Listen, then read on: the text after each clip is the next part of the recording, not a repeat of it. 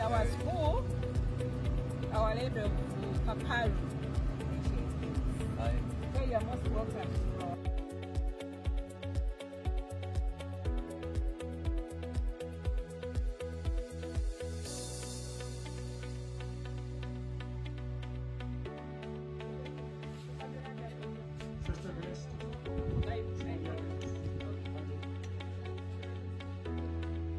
Right. So we are saying thank you very much for this maternity wing to be powered with solar. We'll be giving the quality care to our pregnant mothers and their babies. We are very grateful to the organization. Thank you very much. What time like that? How much the two of you? Yay. Watch.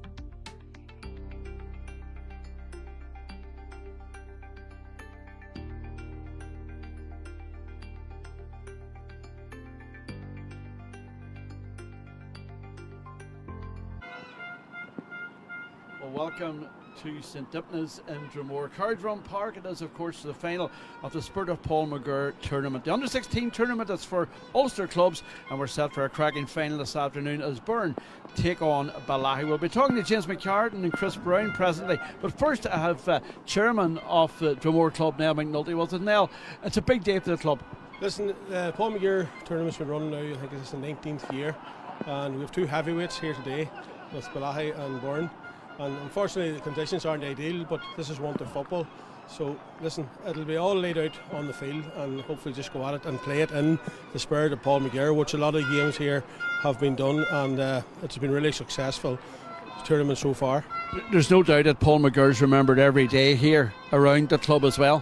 Yes, he is, and I suppose I was fortunate enough to know Paul as a young player coming in, and unfortunately he was taken from us too soon.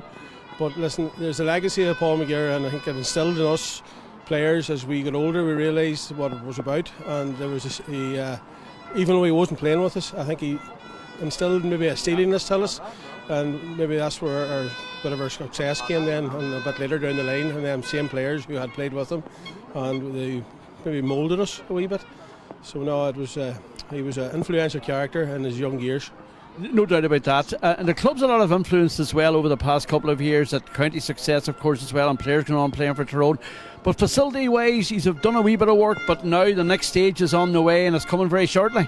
Coming very shortly. It's just up here behind you there at the terraces. We're in the final stages. It's with our QS at the minute, and there's a few wee things being ironed out, but hopefully we're going to get it out to tender before Christmas, and get the tenders back then, hopefully in the new year. And all being well, we're hoping to have this started sort of March time, sort of in around there, give or take. So we lost a bit of time. We changed location, and it sort of cost us a year basically in time, but listen, it saved us a lot of money, and I think a bit of realisation had to kick in, and we had to cut our cloth to suit ourselves a wee bit better. So listen, we're very close to it. It's in touching distance now from getting a start. Now, thanks very much. I think we have James McCartan and Chris Brown coming in to see us here now, of course, as well. Chris, and bring James over as well now as well. Chris, good to see you. How you doing? Hello, James. And we James as well. Hello, James. How you keeping? And Chris, good to see you. Chris, of course, no stranger to Tyrone football. You managed. I'm the only man who's accepted round Tyrone here from the county Derry. Well, you've done a good job in Derry. You've done a good job in Tyrone, of course, as well. It seems a long time ago, though, since you helped guide Moortown to that title in '92. Micheál there was playing full back for Errigal Kiernan, made sure we didn't want another one. Micheál McGirr. But Tyrone football special. This is special for Bellaghy, though, your own club. Absolutely, yeah.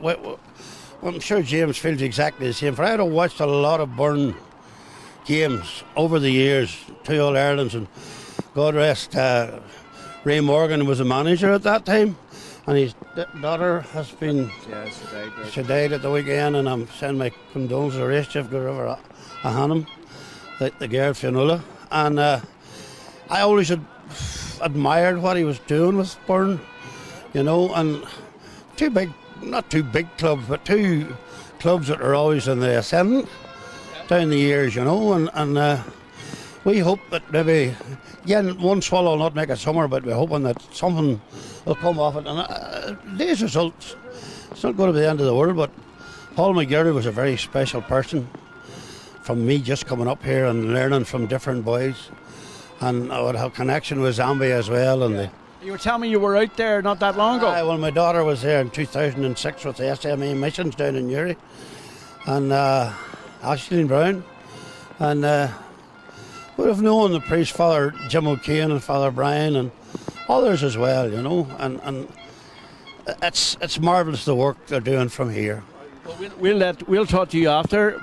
James, you have a vested interest today. Of course, your son playing today for Burren. Yeah, well, he's starting today. He's one of the other lads got a bit of a flu or whatever the last day, and he got in at number 11. He's kept his place, so I probably expect that guy's place that he took to come in at some stage for him. But look, delighted, just a great experience for them all. To get playing in an Ulster final is just marvellous. How important is a competition like this for under 16s? Because for so long, like it's been under 17 for minors now, under 20s. A lot of people aren't in support of that. but for under 16s to get that wee bit of development, to play at a high level like this. Look, from our own perspective in Burren, we're delighted to be still training in the month of December, getting the boys, keeping them off the street corners, to be honest. With all the bad things that are happening out there in the world, just to have them going to train 2 or 3 times a week, a wee bit of discipline, it's great. Absolutely. You're looking forward to a good final, Chris? I've been looking forward to it all week, because you've a fella here, Joe Rafferty, his reports in the Irish News were excellent, and I was picking up on the different players, and it all's come back again, the old players, and probably maybe in my case grandparents or grandweans and maybe parents as well, but all would have come through the system at Burren, and same at Bellaghy. We would have a few on the team that are famous fathers who are not playing no more. Burren chips? Yeah, there is. There's McGirr. Apart from yourself, of course. No, I'm a blow in there. I'll never be seen as a 3-burn man. But it's a club that puts a lot of investment into the youth, and they've great facilities, and they're opening their doors to everyone. So it's just fantastic. And look, it'd be great if they could get over the line and get the first club to win it 3 times. Best luck, lads. I know we're going to talk now to Fabian O'Neill, sponsors from MFC. Thank you very much. The lads will be in commentary with Jared Tracy presently, of course. But Fabian O'Neill joins us now. Fabian, how are you doing? Former captain of Dromore, the first captain of Dromore to lift the O'Neill Cup. That was a special moment for you. Oh, it was indeed. A special moment for the club. I suppose we're a long time trying. Before that, maybe over 70 years. And on their 7th and 10th in the final, we done it. So it's great. Thankfully, there's been a few since that. Of course, the spirit of Paul McGirr entrenched in that squad, weren't they? Oh, absolutely. I remember Paul as a young lad. He's a few years older than me, of course, but there would have been a good few lads that would have played along with Paul, and actually were playing the day with them, like Sir Herbie and Shrub, and then Collie and Ricey, and then boys would have played on as well, so a big part of that, and a great legacy he left. The competition is certainly a legacy for Paul McGirr, but also, of course, you're very much involved with MFC, and your sponsorship vastly important to this competition. Oh, that's right. Sean and myself with MFC, we're both Dromore men. It's our own club. We're delighted to support it. It means a lot. As I say, it's our own club and Paul's memory, and also it's great charity, and it's great to give young lads from different parts of Ulster an opportunity to come here and show their skills and represent where they're from. Have you a tip for the final here? Have you? I haven't. I've watched all the games, and the 2 really best teams are left in it. That's how it looks. Bellaghy have been leaving it late in games and really scraping through, which is a good sign. And Burren have been very strong too. So two very traditional clubs in Ulster club football, and it's great to see their youth here today. Best luck, Fabian. I think Michael McGirr is there now, of course, with it as well, ready to go. I think we've got Caitlin McConnell coming across to talk to us here. With 2 ladies coming across us. I'll get them to introduce themselves to me. Hello, ladies. How you doing? Do you want to introduce yourselves? I'm Caitlin McConnell. I'm Jane McGirr. Now, first of all, Clogher. Ulster champions, Tyrone champions, and now through the semi-final. No, just about 1 point win yesterday. Was close now, but got to get over the line now, definitely. I would say your father would be happy, would he? Yeah, I think he's the happiest man in Clogher at the minute. He's delighted about it now. On a serious note now here today, girls, you are both involved with the spirit of Paul McGirr. You've been in Zambia. What did you take from it? Oh, it was a chance of a lifetime. It was amazing. Just going out there and seeing, the work that Spirit of Paul McGirr does in the schools and the facilities that they have out there for the children, and how important it is for the kids just to have an education. It's so important. It's amazing. What's your feelings on it? Definitely was great to see, with all the money that everyone works so strong and to put towards, to see what it actually does for a community, putting the money into young children and getting them to educate them and to see what is out there in life for them, and it can be better. Both of you have raised money as well to go there. It costs the charity nothing to send you there. You bring money, you do whatever you can to get there as well. Your assistance is vitally important, and you encourage other people to get involved. Oh, 100%. Since coming home, anybody I meet, to talk about them, to tell them, if you get the chance to go, because what you see out there, you can say as much to people and you can tell them what it was like, but to actually be out there and to experience it firsthand and to see where actually the money goes and the help that it makes is definitely worthwhile now, I have to say. And a day out at football, of course, does no harm in December either, does it? Is right. But, it's a great cause, a great charity, and you would also like people to go along as well and give a hand.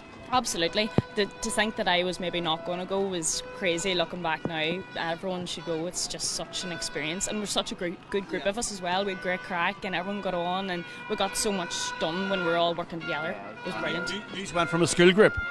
We're sort of all knew each other through each other. We're all from different clubs here in Tyrone. But yeah, Shauna, Michael's daughter, was the main link and got everyone together, and it worked out really well, thank God. Great track. Best. It was very good, I have to say.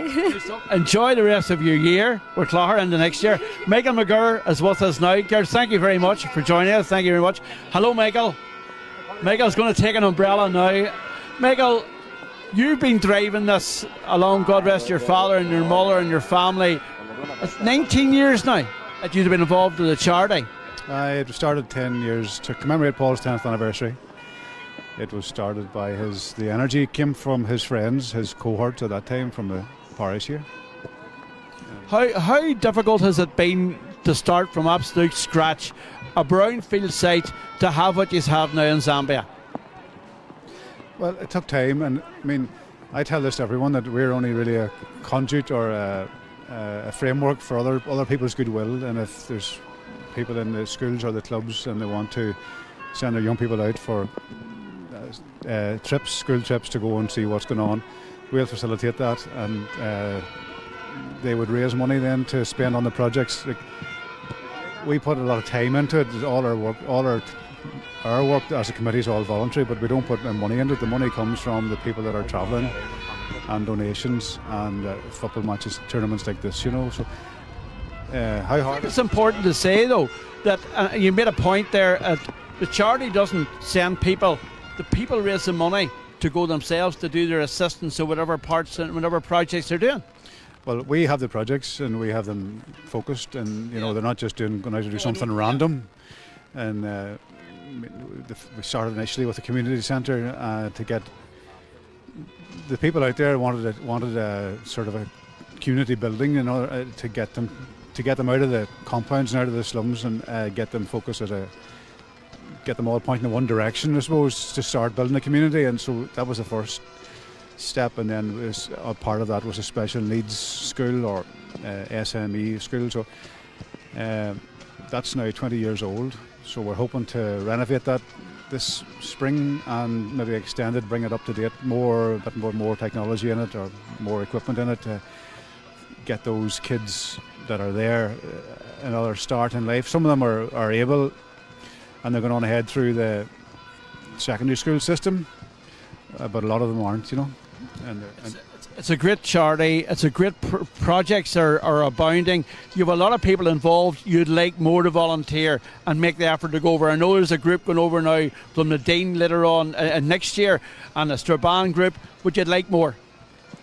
If clubs or groups of tradesmen or anyone in particular want to get together and have a bit to come out and do a bit. The focus is on the Tyrone secondary school in Zambia, and we're building that up. We have to double it again in size in the next 3 years to facilitate the numbers. I mean, something ridiculous like 60% of the kids that are eligible to go to secondary school have a school to go to. So there's a serious. One of the ways out of poverty is education, and win the lottery. So education is probably easier cut, you know. So if we can do that in a very small way, in a very small part of a very big town, we'll be happy, you know. Well, Michael, this tournament has grown in strength and stature. We're ready for Burren. We're ready for Bellaghy. We'll talk to you again later on this afternoon. Have you a tip for the winners of this one before I let you go?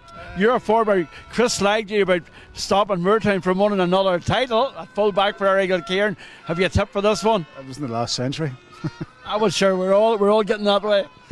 I didn't see a lot of the earlier games, but the men in the club said Bellaghy were strong, and then I was chatting to Bellaghy men today, and they said they were done well to get out of Derry. So you don't know; it's on the day. And toss a coin, will we? Toss a coin. They're two good teams. They're playing good football, and that's probably what I'm interested in. That they continue to play good football and be manly about it and honest about it. Michael, thank you very much.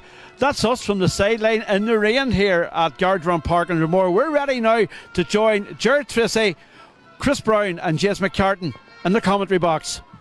Come on, Paddy, thank you very much, and thanks to all your guests down there pitch side. A wet and miserable afternoon here in Gardner Park in Dromore, the home of Dromore St Dipness, but that will not nullify the enjoyment for these both sets of players and their families and the spectators that have came here and travelled here this afternoon to enjoy the Paul McGirr Under-16 Ulster Club Championship final here in Dromore. A much anticipated game. 19 years, of course, we've been playing this tournament. Some great winners over the years, and also, of course, the likes of Burren going for a famous 3 in a row. No club has ever won it on 3 occasions. As Paddy alluded to, I'm joined by GA royalty here. There's no doubt about that in the commentary box this afternoon. James McCartan, 2 times All-Ireland winner, 2 times All-Star, and led his beloved Down side to the All-Ireland final in 2010 in his first season in charge of that side. And also then Chris Brown to my right hand side here, All-Ireland winning manager with Derry Miners back in 2002. Great days it was for Derry Miners back then. I think 3 Ulster Minor title successes as well. So really privileged to have these 2 men with us this afternoon. James and Chris, you're both very, very welcome here this afternoon. Yeah, look, it's great to be here on Ulster Final Day. It's great to have a vested interest, I suppose, of a son involved, but it's great for both teams. An Ulster Final is something to be looked forward to, something to be cherished. Conditions are obviously going to be very, very challenging for them, but look, hopefully we can get a good game. Yeah, and Chris, your thoughts? Well, I traditionally have been playing here and also in Derry, hasn't had in the worst of conditions, you know, so we've played up on the top pitch the last 2 games we played, and really and truly it's a credit to Neve Dimpna that they have a men out here and they're doing a great job to put this final on in the mouth of Christmas. And guys, before we start looking at the teams and whatever, just an overview on the tournament itself. 19 years up and running, a brilliant breeding ground for young players, James. Yeah, look, Burren perspective, the last time they won it, Owen Murdoch, Paddy McCarthy and Ryan McGill were all playing, and they went on to represent their counties at a very high level. So look, yes, we're hoping that the standard is obviously high, but again we'll be looking at this team and see if we can get some senior footballers through for the Burren club. And look, there's quite a few tasty ones there, and if they can just stick at it through those ages of 16, 17, 18, whenever players a lot of them are lost, try and keep them training and bring them through the senior level. And 2 good wins to date. A lot of people looked at the Arboe game and they know the stature of Arboe and how well they've been doing in Tyrone football. On the 16 champions, minor champions for a number of years as well. To get over that hurdle and then face up to a very attack-minded Rammer side and win that game reasonably comfortably, that must give great confidence to this young group coming into this game. Yeah, look, the Arboe game was nip and tuck. It could have went either way. We got a bit of a second 15 minutes of the first half. I think we scored 1-7 or 1-8 were play, but Arboe came right back at them. Last week, or the last time out with Ramor, again we got a 10-minute period after half time, and again they came back at them. So look, it hasn't been anything easy for them. They've been a nip and tuck all through the Down Championship and all through the early rounds of this. So look, just looking forward to a good game. Yeah, and as for Bellaghy, they've played 3 games and they really have been battle hardened, Chris, in this run. They came back from 10 points down against 4 Masters with a sparkling last 15 minutes in that game. Then against Donegal, the Monaghan champions, it took extra time. It took a 2-pointer, I think, from young Adam Mulholland to rescue that game. And then the Clonagale game, a wee bit more, reasonably more comfortable. As Joe Rafferty, the local Irish news correspondent, wrote, he says they never make it easy on their supporters, do they? We're always hanging with fingernails hoping that they'll win. But no, they to be quite honest with you, and I don't know where this will go down that well around Bellaghy, 4 Masters were the best team. I didn't see Burren on that side of the draw, but 4 Masters were the best team we played. They were an excellent side and they're doing powerful work. But just to say what James is saying in the mouth of Christmas, there's a load of good teams. Clonagale, 4 Masters, Maraclune were excellent and took us into extra time as well. That's the amount of underage work is going on, and it's the future for any club.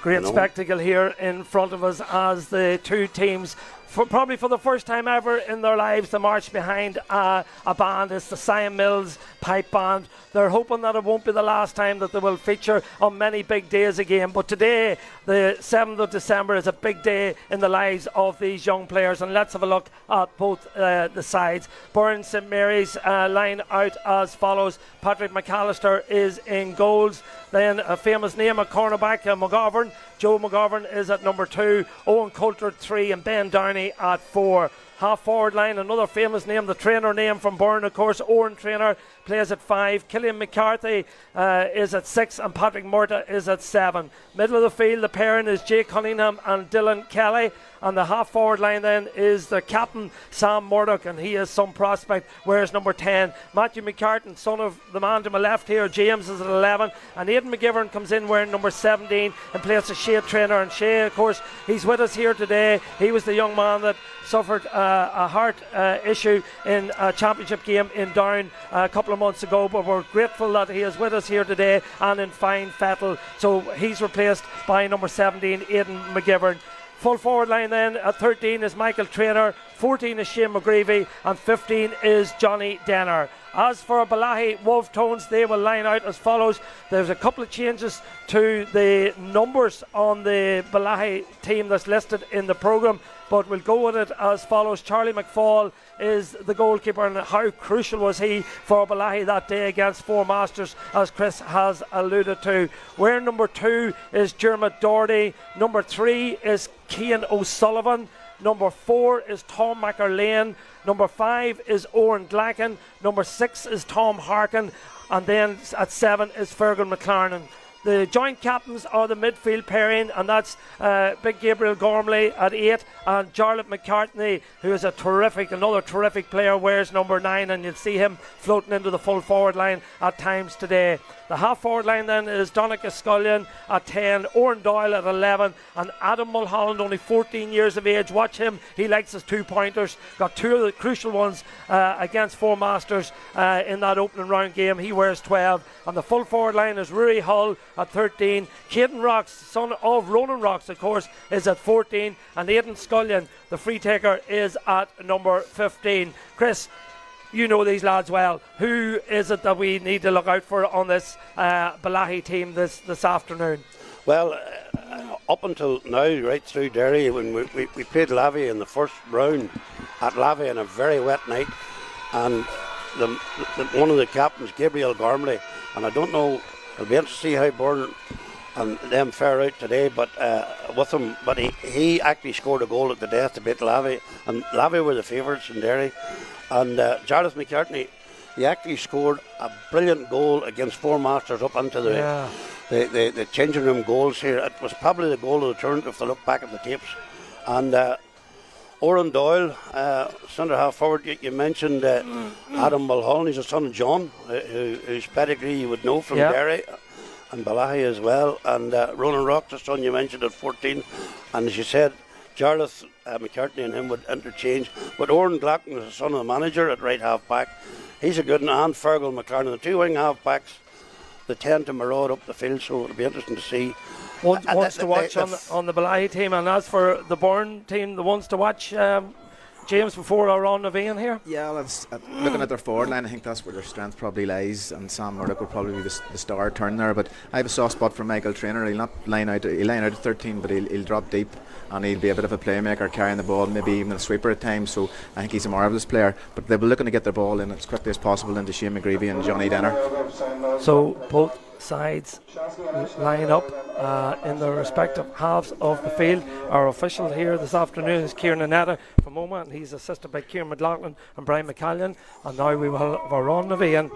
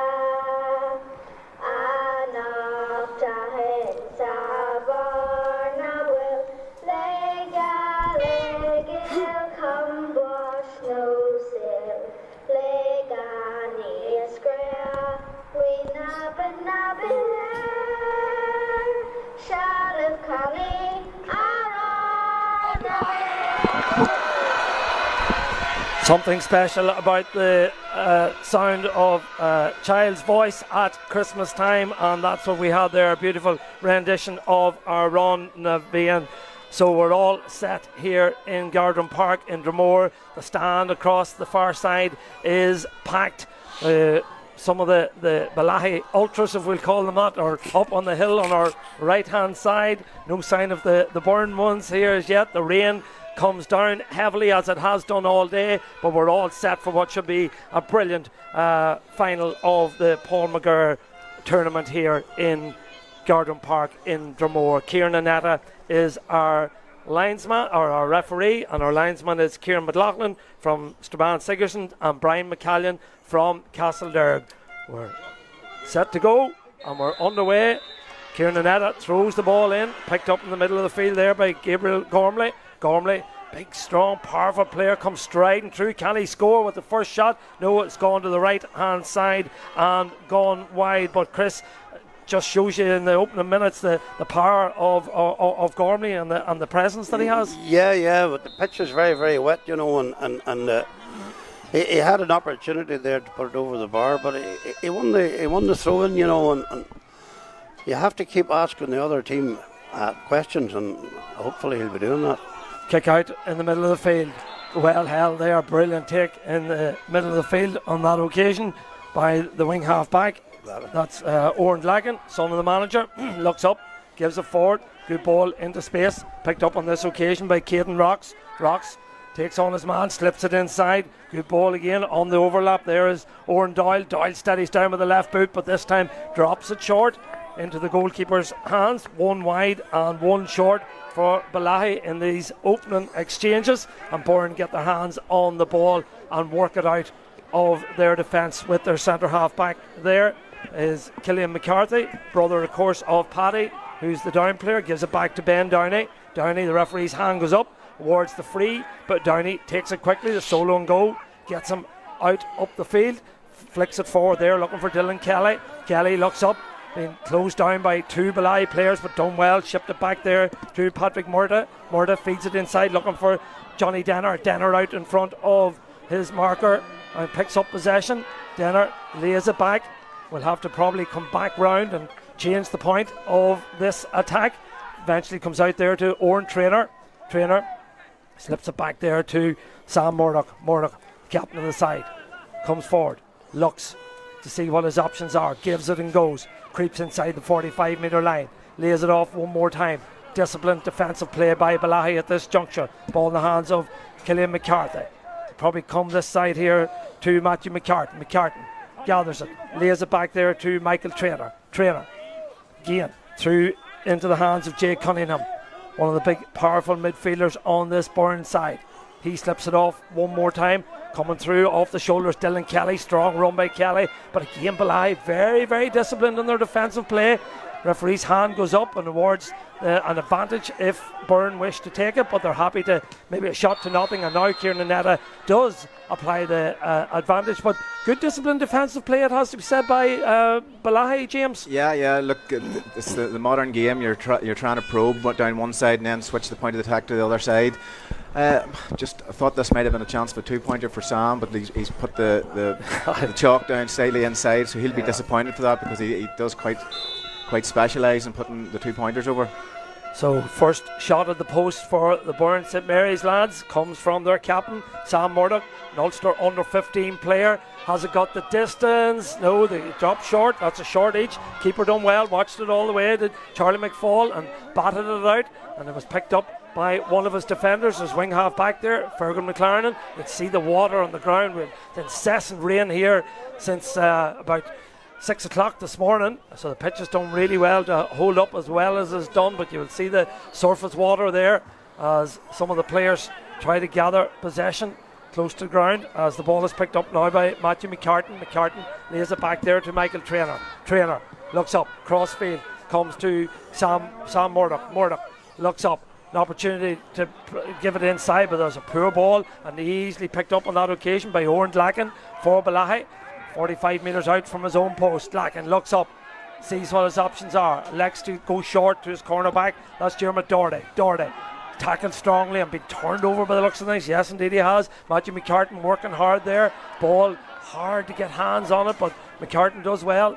Lays it back, and Burren probe again. This time the ball shipped out this near side where we are based in our commentary position, right in the middle of the field here in Gardrum Park, the home of Dromore St Dipnas. Patrick Morta carries it forward, lays it off there to Michael Traynor. Traynor looks up again. Burren are keen to kick the ball, but I have to say that Bellaghy are really, really well set up defensively. I think Burren probably need to get a few more players into that full forward line and attract a few of the Bellaghy players back inside to create a wee bit more space. Your thoughts on that, James? Look, Burnaby trying to get the ball into Johnny Denner and Shane McGreevy as early as possible, as you say, but with the slow transition, Bellaghy are able to get men back in front of them, so it's proven very, very difficult to try and thread a ball through. But Burren, they've 1, 2, 3, 4, 5, 6, 7 players on the 45-metre line. If they throw a few of them into the full forward line, create a wee bit of space maybe. Yeah, in the earlier rounds they've been used to being able to get the kick pass straight through to those boys, and it's just not going to be as easy today. From distance, that's a fine effort from Murdoch. Absolutely brilliant score. I see where you're coming from in terms of his shooting. He was just inside the 45-metre line. That's a brilliant score, Chris. Absolutely, yeah. The work it through. James is right when he's saying the underfoot conditions is meaning that the long passes are probably not on. But young Murdoch there, that's an excellent score. A very left-footed player, but that was well pinged, let me tell you. Yeah, kick out has been won again by Burren after not winning possession in the first 2 attacks of the game. They have dominated the last 4 minutes or so. Ball fed forward, not the best ball in the world. And that one's gone out over the end line, and the umpires and the referee agree that that's a kick out for the Bellaghy men. But conditions difficult, and it'll take these lads, it's a big day for them, and it'll take them a little bit of time to settle into the game, Chris. Yeah. Underfoot conditions, like a lot of these guys would be playing, and James would know this, a lot of these guys would be playing midweek, Ratafast Cups and Cornan Oaks and all the rest, and I know they're used training wet and bad conditions, but this is a final and they're nervous and all the things that brings with it, you know, and in fairness, Bellaghy haven't really stamped their authority. You try and keep the ball away from the opposition, and that's what Burren are doing. Well, so far, Burren have dominated the kickouts. That's that long early ball. The goalkeeper McFall watches it all the way, and it allows it to go out to the left-hand side as we look out. Played 7 minutes. Your thoughts? Yeah, like as I said, that Burren are liking to get the ball in early, but they have to play the conditions. They have to take a bit off the kick. When it goes in, it's going to hit the surface, it's going to skid off that surface, so you have to give it more loft to kick in, that it just doesn't go out of play straight away. Last 3 kickouts have been lost by Bellaghy, but this one has been won by their wing half back, Owen Glacken, who started this game really well. Comes forward with it.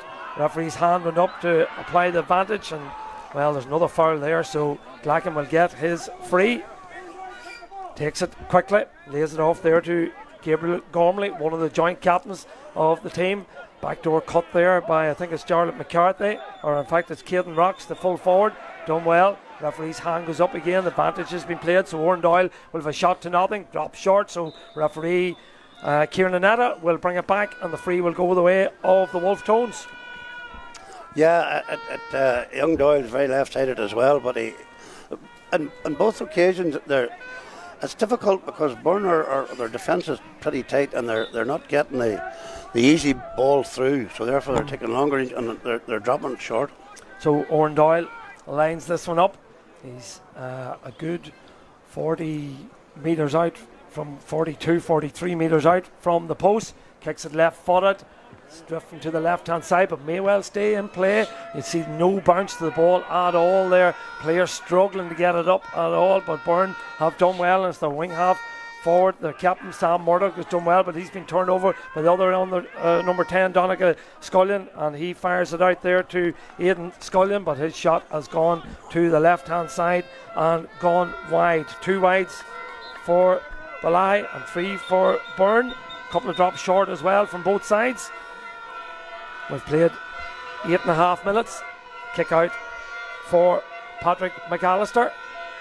Burren goalkeeper kicks it out long, close to the sideline over on the far side, the stand side over there. Great noise, great atmosphere here in Gardner Park as Matthew McCartan does well, gathers possession, lays it back, and comes crossfield now to Michael Traynor. Traynor has Patrick Murta to his right if need be. Murta makes a good run inside, gets it back. This is a good move. Slipped inside now, an opportunity for the midfielder. The goalkeeper does really well again. It was Dylan Kelly had the shot, but to be fair to Charlie McFall, as he's done right throughout this tournament, done really well. Yeah, he's really improved as this year has gone on up here in Dromore. That was another excellent save. He kept him in it against Maracloon as well. And I have to admire the wee white-haired guy, Tom McErlean. Yeah, Tom McErlean was He's getting there. a breaking ball all the time. Yeah, that ball's been brought over the sideline there. Oren Doyle ran out of room, wanted to kick it, seen no movement, so decided to solo down the stand side, but the sideline wasn't his friend, and he took it out over it, and the linesman over on the far side, Brian McCallion from the Castlederrick club here in Tyrone, towards the line ball, taken quickly, and Burren moved forward, searching for their second score again. Brilliant block, excellent block there by Gabriel Gormley, but Burren have retained possession with Dylan Kelly, the man who had that goal opportunity a few moments ago, or attempt at goal. Matthew McCartan seen an awful lot of ball in these opening 10 minutes. Does well, lays it forward again, close to the ground. Referee says nothing in it. Murdoch all playing all over the park, gets it back out to Killian McCarthy. McCarthy wearing 6, comes crossfield to Michael Traynor. Traynor looks up, looking to probe, sees what his options are. Probably come over towards Jay Cunningham. Jay Cunningham, son of Anthony Cunningham, the famous Cross Midland man, captain of Cross Midland back in 2000. Must have been a wedding of some sort, or a partner of some sort that brought him to Burren. So Jay Cunningham slips it inside to McGreevy. McGreevy likes the look of this one, and the umpire also likes the look of it. Shane McGreevy pops it over the bar for the second point of the game for Burren. And look, let's be honest, Chris, it's probably not more than they've deserved. No, they've dominated possession. They have liberos here. The number the 13 is creating havoc in that Bellaghy defence, young trainer, and Matthew McCartan. Matthew's playing very, very well as well. Getting a lot of ball. Yeah. Again, kick out, dominated. Bellaghy need to look at these kick outs because they're pumping them down the middle, and their players are just not winning them. Burren are physically dominant in that area, and that's the basis of all their attacks coming from that. Not a good ball by Killian McCarthy, and cut out again. I think it's that man Blacken does really well, gives it to Oren Doyle. Bit of chance now for them to move, for Bellaghy to move forward. The referee's hand goes up, it comes down as quick as it went up, so Burren have turned this one over again, and here they come, the men from County Down.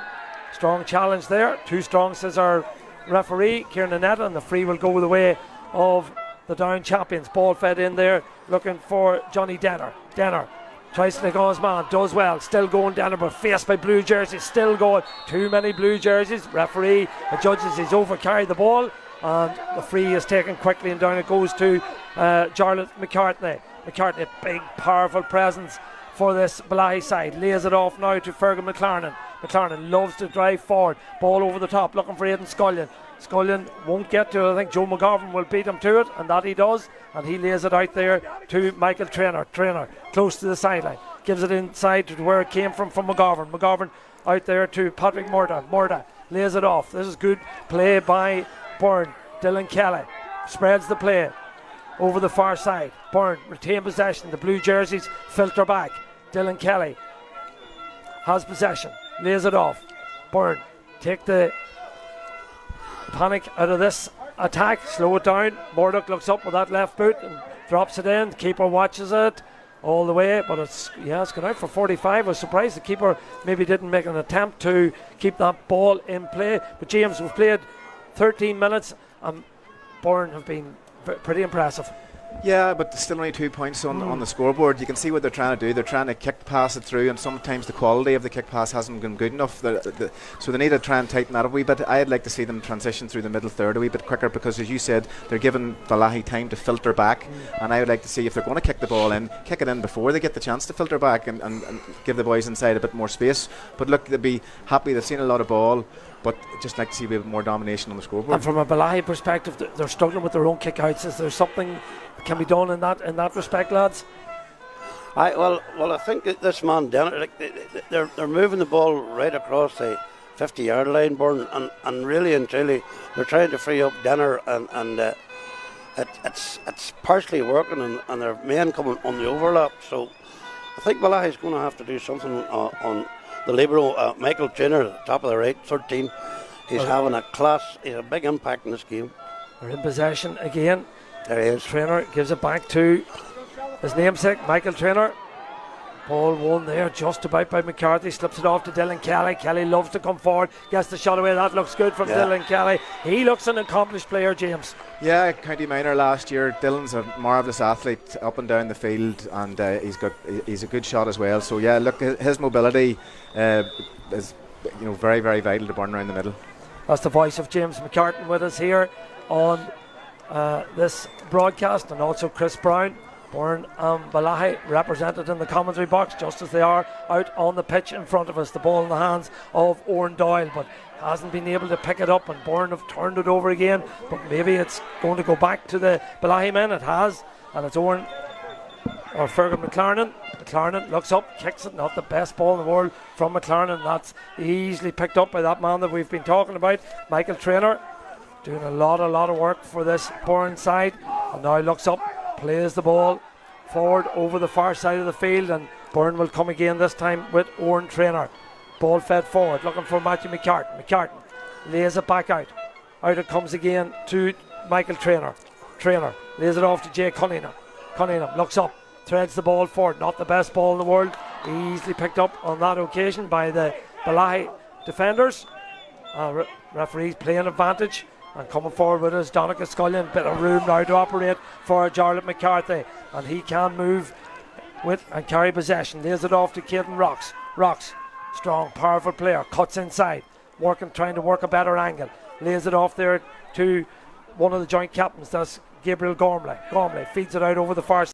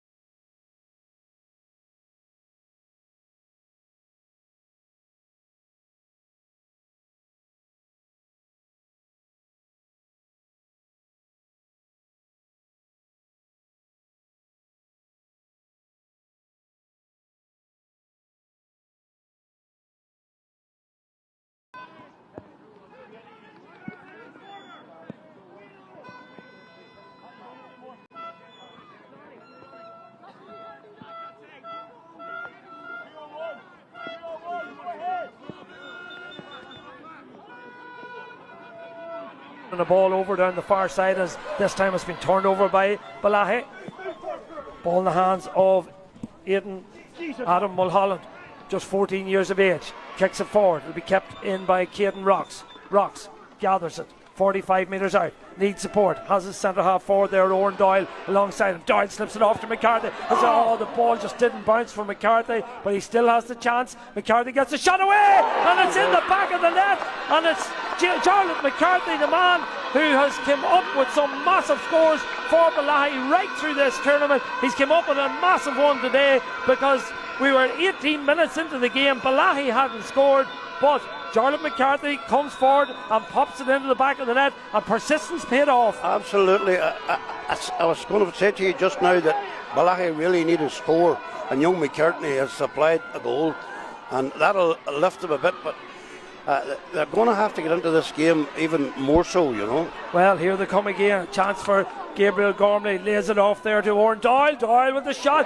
and unbelievably Bellaghy Wolftones have snuck into the lead. They were being outplayed and dominated, has to be said, on those opening 18 minutes, but such is the new game that we're used to now. A goal and a point in the space of a minute means they are in the lead. Yeah, that's tough for Burren to take, I suppose. They're on top for most of that half, and all of a sudden they're now behind now. But look, we knew Bellaghy weren't going to lay down. They showed in the earlier rounds they've got a bit of grit about them.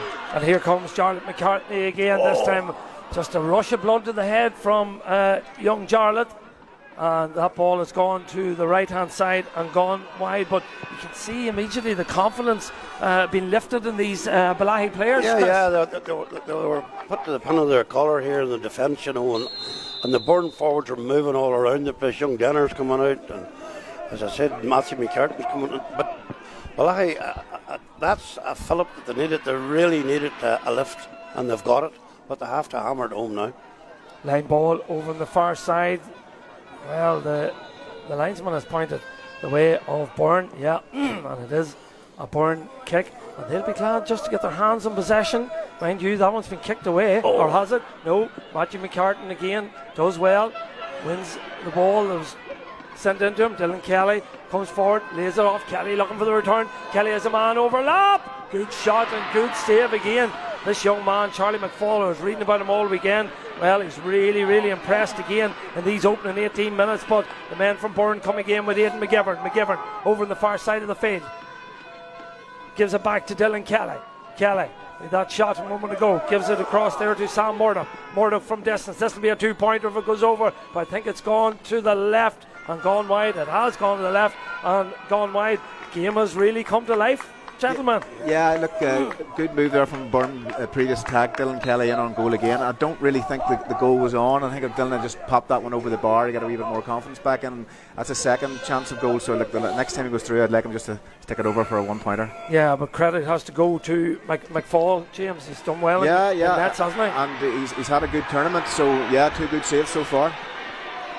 So pushing the back there. It'll be interesting to see what the referee decides. This may well be a throw up. But I had the free, but then Gabriel Gormley pushed one of the Burren players. Yeah, that is what Kieran Hanetta believes as well. And he's the man in charge. Ball thrown up. Both teams scrap for it. Picked up there by Oren Traynor. Ball fed forward. High ball.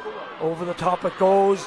Picked up on this occasion by McGreevy. Got a point a few moments ago. Looked like a free. Referee says no. Play can continue. Ball fired in there by Johnny Denner. But again, it's that man, Charlie McFall, in nets. Has done well. Gets it out. And picked up there on this occasion by the goal scorer. Ball given away, however. Shane McGreevy from distance. Ball goes in. McFall watches it yet again. This time took a wee stumble and a slip, but still managed to do what he needed to do as Fergal McLaren brings it out for the Bellaghy men. It's tough not to bounce the ball because young lads are used to bouncing the ball, but you just cannot do it today. It takes all the momentum out of any attack as the ball is being carried forward by Adam Mulholland close to the sideline. Mulholland being closed down by McGivern and others, but he does well, retains possession, lays it back, picked up on this occasion by the goal scorer Charlotte McCartney. Lays it back there, picked up by Oren Glacken. Glacken, he's impressed in the first half. Still Glacken goes, brilliant play, gives it to the point scorer. That's Oren Doyle, has a brilliant left boot. He has showed that brilliant left boot yet again. Super point from Oren Doyle, his second of the game. And now Bellaghy lead 1, 2 to 3 points. Yeah, if Bellaghy can get the pull at midfield, they do have the forwards as well to annex plenty of good scores, but I'm very, very worried about that. You talk about Sam Murdoch there at 10 for Burren. He's a class player and the down minor team. People dominate, and you're talking about lifting the ball off the ground and that. You can't bounce the ball on that pitch. No. Jay Cunningham wins the resulting kick out for Burren, who incredibly are 1, 2 to 3 points behind after leading 3 points, no score after 18 minutes, but a goal and 2 from the Derrymen. The goal from McCartney and 2 points from the trusty left boot of Oren Doyle means that the Derry champions lead here in the Paul McGirr under 16 Ulster final. Ball fed in, doesn't bounce again, but the Burren forward does well, gathers possession, but 4 blue jerseys working really, really, really hard, and Jeremy Doherty done really well there. Just shows you the tenacity of these young men. They're willing to put their body on the line. Great tackle there, super tackle by young trainer. Yeah, young trainer, Michael Trainer. It's still the battle for it, still the tussle for it. Brilliant stuff here. You have to take into consideration the conditions here and the amount of rain and the effort that these players are putting in. The quality is superb. Ball laid off, picked up here now by McCartan. McCartan in on goals, lays it back. Still the opportunity presents itself. Is it Ben Downey that's sneaking forward, or Shane McGreevy? Shane McGreevy was left foot. McGreevy, well, it's gone to the left. And it's unlike him, because Shane is usually very, very lethal from that range, you know. Look, it's a while now from Burren have scored. The Bellaghy have had 1-2 without replies, so they just need to get their hands on the ball and try and get a point over the bar just to settle them again. 5 wides, James.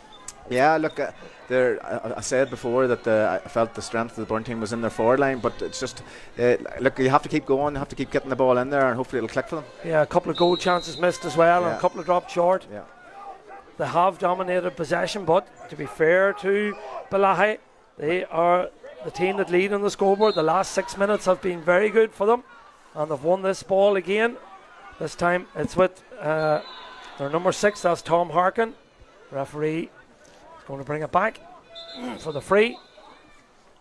Charlotte McCartney, he's a huge influence on this.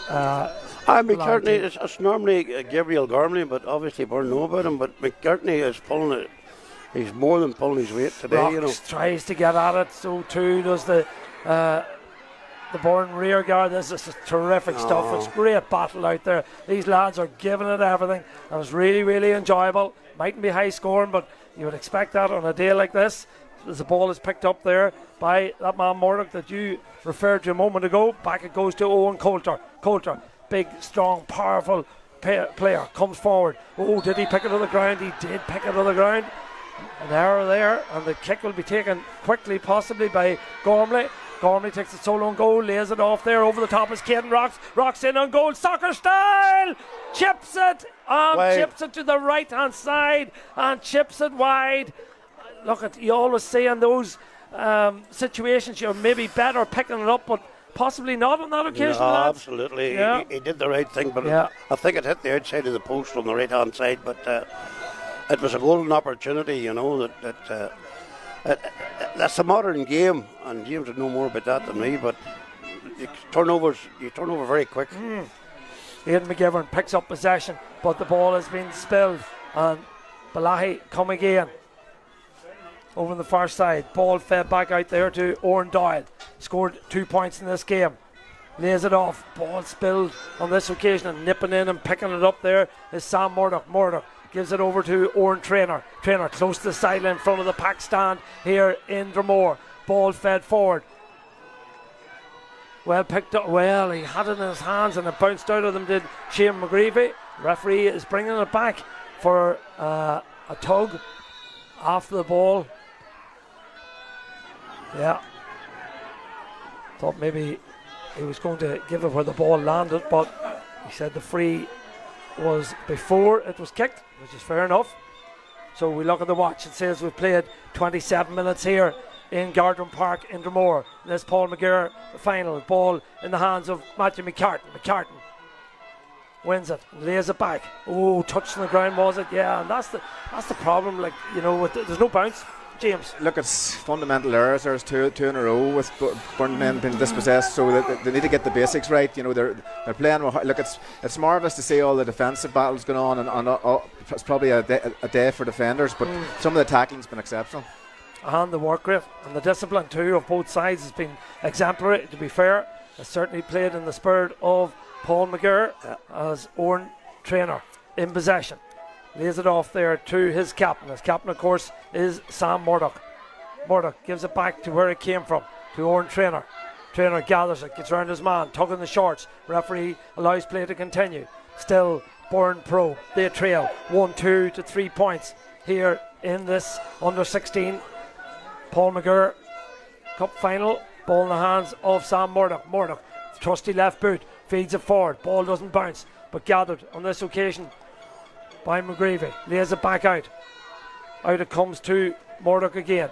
Switches the play. Great ball. Super pass over the far side. Little bit of space now for Oren Traynor to work in. Traynor lays it off. Ball fed in. Dangerous ball, but again the goalkeeper, another one that's dropped short. That's 3, I make it, that Burren have dropped short. A couple of saves and a couple of wides. Now Bellaghy look to punish on the counter. Great run again from big Charlotte McCarthy. McCarthy from distance. This will be a 2-pointer if it goes over. That is brilliant. That is absolutely brilliant. Yep. The score of the game comes from Charlotte McCarthy. He worked so hard and industriously to get his goal, but that just shows you the sheer quality of this young man. We have got 1-4 and he has got 1-2 of them. Is that right? And he's playing, but Bellaghy are breaking very quick. If it breaks down at all, they're on it in the defence. Yeah, and that counter-attack is working really well for them. They've hit 1-4 without reply, so it goes out to 7-3 lead in favour of the Derry champions as Michael Traynor comes forward. Burren could do with a score before half-time. They're in possession. Ball in the hands there of Patrick Murdoch. Murdoch gives it to Murdoch. Murdoch over towards McCarthy. McCarthy back to Sam Murdoch. Murdoch looks up. But again, slow build up, and the Bellaghy defence is set. They have their numbers. A lot of the Burren players playing out round the middle, leaving it easy, I have to say, for Bellaghy to defend. As the ball is fed across, picked up by Michael Traynor. Traynor lays it off to Aidan McGivern.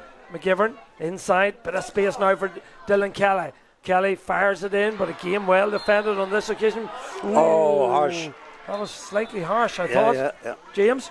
I didn't have a good view of that. It was one of the players who was blocking my view. But look, the decision maker, we need to tighten up a bit from Burren there. There was a lot of chance for a point for Dillon, and it probably was a wrong decision, and we're fortunate enough to get a scoreable free out of it. Yeah, Tom McErlane was the man who was punished for touching it on the ground. I thought there was a wee nip in it, Chris, but hasn't made many mistakes.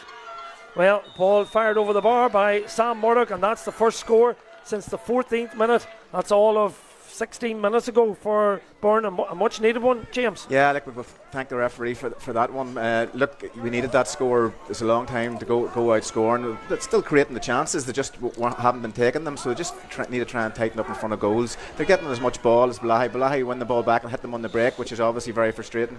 That's the half-time whistle, no additional time. Well, 1 minute of additional time added. That's the first score, interestingly, from a free in this game. And you might have thought that this would be a day. Maybe there'll be a lot of frees. Well, sure. Look, there's no doubt that the scores are going to be of a premium today. It's 1-4 at half-time. It's difficult to get the ball over the bar. Burren in particular have missed a few elementary scores that is uncharacteristic of them. So I'm hoping that'll improve in the second half. And Chris, there's no wind factor in this game. There is the rain still driving down, but it's very still, very calm. So that hasn't impacted on the scoreboard at all. But for the people who are obviously not here today, it's the underfoot conditions. There's a lot of mistakes. That last free against Bellaghy, there was young Tom McErlane. He hadn't made a mistake all day, and he got everything. And the ball slipped out of his hand, and he went to pick it up again, and it was just. Well, he expected it to bounce that wee bit. And I mean, these lads. He's only 14 years of age. John Mulholland's calling at him at 12. It's only 14 years of age, and you can't expect. They're not minor players, I know one or two of them may be, but. So work to be done for Burren at half-time, and their management team there, led by Martin Brennan. Yeah, look, in the second half, they said they just need to tighten up on their decision making in front of goals. They've Ethan Hardy, who's been sick for the last couple of weeks, who'd probably come on at some stage in the second half, and he'd be a score getter. So it mightn't be too long before we see him. He's been ill for 2 weeks, so how long will they risk him for? It's hard to know. And Chris, from a Bellaghy perspective, I mean, they are the side, they are the comeback kings. So they are, but they don't need a comeback. They just need to keep doing what they're doing, playing on the counter attack. Funny enough, against Cahill Master from Donegal, they did a lot of scoring against but I think this is a scoring. Burren are going into the scoring goals. Well, they really are. We can now go pitch side where Paddy Hunter is joined by some guests. It's not often, Jared, I'm surrounded by lovely ladies, but there you go here. Anything can happen at the Paul McGirr final. A great game going on here, of course, as well, but it's very important to talk about the charity and, of course, the work that is being done in Zambia. And early next year, these four lovely ladies are heading out to Zambia. They're all occupational therapy students at McGee in Derry, and they're heading out to bring some first world experiences to the various facilities out there. Emma, Neve, Maeve and Molly. We'll start over here. Girls, it's a big adventure, first of all, isn't it? Yeah, it is. Yeah, so we've got the opportunity to do a 5-week role emergent placement for occupational therapy. So over this 5 weeks, we'll work in a range of settings with the Spirit of Paul McGirr, which we're very fortunate to be going out with. So yeah, we're really looking forward to this experience. Big experience, a lot of work has went into the preparations for the trip. Yeah, so we initially were planning different fundraising things to do, but we decided to start with setting up a GoFundMe, and the support has been incredible for that. We set a goal of €4,000 and we're now at €8,200, so we've doubled it, and it's great. Like, we can put that money towards lots of different equipment. One of our plans is to do a sensory room, so that money will really make it a lot easier for us. Girls, what do you plan to do over there? What is the setup whenever you do go over? So occupational therapy is all about looking at someone's everyday activities of life. So that could be from brushing their teeth to getting in and out of bed to making their breakfast. So, I mean, it sounds very simple, but when you look into the means of it, it's all about equipment provision and exercises that help strengthen the body. So we're hoping to bring that knowledge over there and help the children over there, if that's wheelchairs or even in the sensory room equipment like that. How important will this trip be for yourselves, not only personally but for the charity? Well, we're going out doing a role emergent placement. So that's a placement where you go out, it's in your final year, and it's all about kind of learning how to be an occupational therapist as yourself. So it's all about like building our confidence and building our independence, so that when we graduate this year, we'll be confident going out into practice. So it's going to be really, really good for us, even just as students, just kind of having that bit of confidence behind us that we can do it and we know what we're doing and we can make a difference. So I think it's going to be really, really beneficial for us, especially in our final year. Where are you all from, girls? I am from Donegal. I'm also Donegal. I'm from Leitrim and Sligo. So it's a real mix. How did you get involved in the charity? So there's a girl in our course, Aoife McCann, and she's been out before.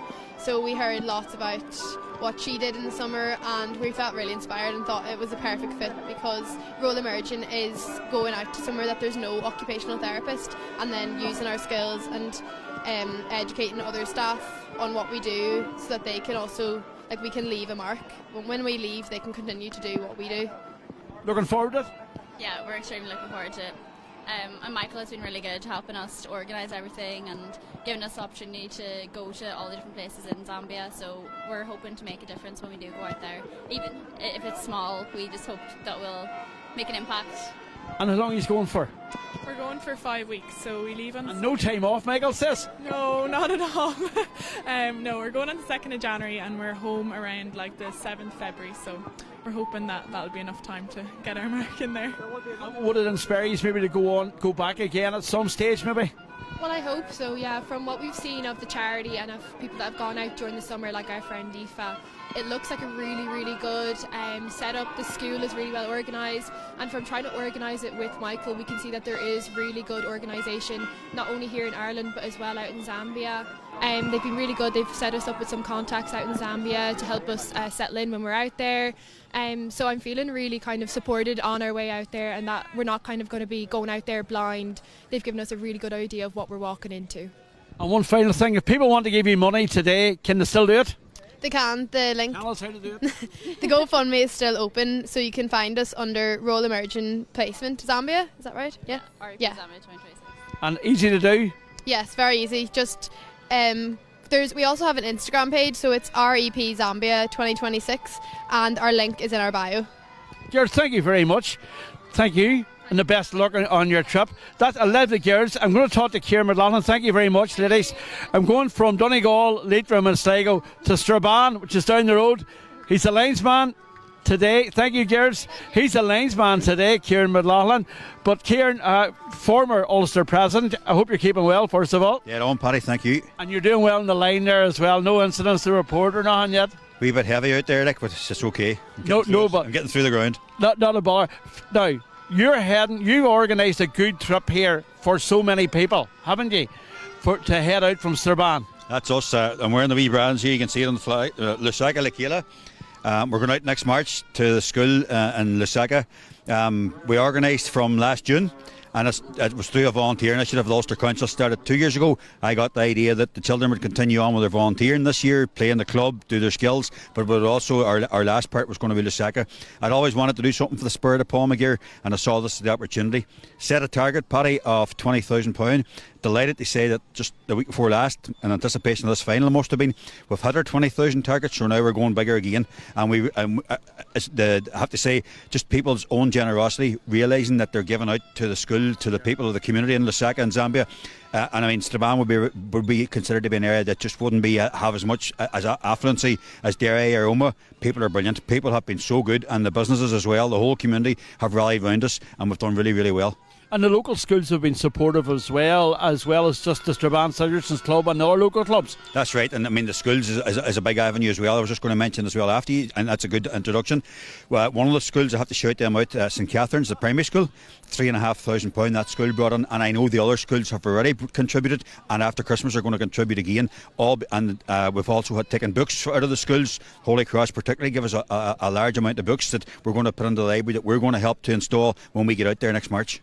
It's a great achievement. It comes from the President's Award within Ulster Council, but it carries on then to on the ground. And you'd like other clubs to take on something similar, wouldn't you? I mean, I can only speak, and the people from Strabane Club will speak for the fact that all of the children, there was 15 in the group, every single one of them have been about the club doing various duties throughout the season, as well as playing and as well as learning skills. So if any club out there is wondering about how they might capture young volunteers, I can only ask them to consider contact Sharon Haughey Grumley and the Ulster Council and see what opportunities, because there are several opportunities. What we have taken up here is the joint initiative, which is the Duke of Edinburgh Award and the Gasca Award, the Irish President's Award. And some of the kids now, there's actually 6 of them have got to the gold level, and the other 9 are doing silver. So they've all really attacked it with great endeavour, and as I say, on and off the field the club have benefited. And the last part being that the children, a lot of them have done their driving test. Several of them, not all of them, have done their driving test. Others are doing driving lessons, learning music, blah blah blah, different skills that are going to stand them for the rest of their lives. And one final point, the girls got a plug for raising a few pounds. What about yourself? Is there still avenues to lend money to this wonderful cause? Oh yeah. I mean, as I said, we had a target of 20,000 for the community, thinking we were going to be maybe struggling. As I said already, the people have been magnificent, so we've upped our target, and by all means, Lusaka Lakela has its own Facebook page, and on there's a place to donate, and we're very happy to take all the donations because every single penny is going to the school in Zambia. I'll let you get back to your duties now. The teams are coming back out. Michael McGirr, one final point here this afternoon before we hand back to Ger in the studio. Michael, the Dean School in Carrickmore are heading out now in January, February time as well. They're going to get involved with some of the projects. The Dean came to us before Christmas, about 4 weeks ago, and a couple of the businesses up there are into industrial roofing and construction, and we had a clinic that is in very bad shape, a rural clinic. We put electric into it last year and solar panels on a roof, a hall roof beside it, but the roof of the clinic itself is made of asbestos. It's rotten, the timbers are rotten. It's leaking water into the rain into the building. Ceilings are falling down and all the rest. So we talked to Anthony Marley in Armore business based in Oma, based in Carrickmore, but they do a lot of work across Europe. And he was keen to get involved in it. And the Dean are coming together. Initially, they're just sending out 4 girls to find out what's going on and how they can help. They had a brilliant coffee morning last week in the Dean and raised a few pounds. So again, that school is the ticket money is coming out of their own pockets, the same as any ski trip or any French trip, and any money that's raised goes on the actual materials and costs of doing the work out there. And the plan is to re-roof that clinic. I mean, there's on average about 470 to 480 babies a year born in this place. It caters for 9,600 people in a rural environment, maybe 50 kilometres either direction, and it just needs brought into the next century. Brilliant. Michael, thank you very much. Going well so far. Great crowd supporting this charity. Great crowd supporting the 2 teams as well. You can see it finally grown bigger and bigger, can't you? Aye, it has been. Well, Bellaghy have taken it very seriously, and they've got their primary schools involved during the week with raising awareness. And Burren, of course, have been here heading for three wins. There'll be a third title if they do it today. But I mean, I'd looked all the Burren there for a while, and then the next thing the goal went in, and it's all changed. So it's a good game. There's not a dirty stroke in it, and I hope we get a good second half as well. Absolutely, Michael. Thank you very much. Thank you, Michael. Back to you, Chair. Right, great stuff there on the sideline. Some brilliant guests. Thanks for that. Great to hear from the girls heading out to do their placement for 5 weeks, the OTs, and then Kieran McLaughlin and all his work in Strabane and the group that he's taken out to Lusaka in March, and of course to hear from Michael and what the Dean McGirr College are going to be doing later on. I think there's one change on the Burren team. See Ethan Hardy on. We'll pick up who went off in a moment as both sets of officials get back. Look, these are two massive clubs here. Bellaghy Wolftones, of course, founded in 1939, one All-Ireland senior club, 71-72, 4 Ulster Club Championships, 21 Derry Senior Club Championships, and of course Burren, 2 All-Ireland Senior Club Championships in 85 and 86, in 88 and 89, 5 Ulster Championships in the 80s, 83, 4, 5, 7 and 8, and of course 14 Down Senior Football Championships. So it's 2 of the big powerhouses of Ulster football involved in this final today. The youngsters of Bellaghy and the youngsters of Burren. We've been treated to a fine game of football by both of them, as young Ethan Hardy, the man who James spoke about before we joined Paddy pitchside, a lad who was sick for a couple of weeks. That's been touched on the ground. Killian McCarthy was just a little careless there, I have to say, Chris, wasn't he? Yeah, but it's happening on both sides, you know. It's just the ball not bouncing at all. Aidan Scullion fires the ball over the top looking for McLaren. McLaren in on goal! Blasted over the bar. Great opportunity for Bellaghy to increase their lead, but they've hit 1-5 to a point in the last 16-17 minutes, and that one came from the wing back Fergal McLaren. Thank God that didn't hit the bar, for he went for a goal there and it rose over the bar, but a point would do. The conditions are not good, so a point's good enough. 1-5-4 kick out finds its intended target. That intended target is Ethan Hardy. He's had an impact as soon as he came on. Gives it back to Killian McCarthy, the man who was penalised a moment ago. Ball now in the hands there. Well, that's Hardy there in possession. Lays it back there to McCarthy. McCarthy slow in the build-up again. Gives it off to Dylan Kelly. Kelly feeds it in. Good play from Shane McGreevy. Used his body. Gets it back inside. McGreevy, has he a finish? The answer is no. He has to work it back out there. Looking for Patrick Murda. Murda in possession. Been held up on this occasion by Donica Scullion. Opportunity still goes the way for the Burren men. That looks a fine effort. That is a fine effort. Shane McGreevy left foot over the bar. Look, Shane missed a couple of opportunities in the first half, and I talked about trying to tighten up on the execution, so that's a good way to get off in the second half. Looks like Johnny Denner's the man that has made way. He may have picked up a knock, because Johnny would have been one of the mainstays of the team, always good for a score. Again, he missed an opportunity or two in the first half as well. And to be fair to McGreevy in terms of that point, he used his body well to shield the ball initially when it went in, and then he was the right man in the right place to knock that one over the bar to leave a goal between the sides. 1-5 as one of the Burren players has picked up a bit of a knock there and needs a bit of attention. Yeah, Joey Cunningham, and Joey took that clean catch from the Bellaghy defence. He took it very well there, and obviously the tackle, he got hurt on the way down. Yeah, well, he's fit to resume, and that'll be pleasing for the Burren management. Martin Brennan, Stephen Morgan, Collie Loughlin, Ronan Fagan, Cal Murdoch and Kieran Fagan, all names that roll off the tongue when you're talking about Burren and that great Burren team of the 80s, of course. Fagans and Murdochs and trainers, and they're in possession of the size 5.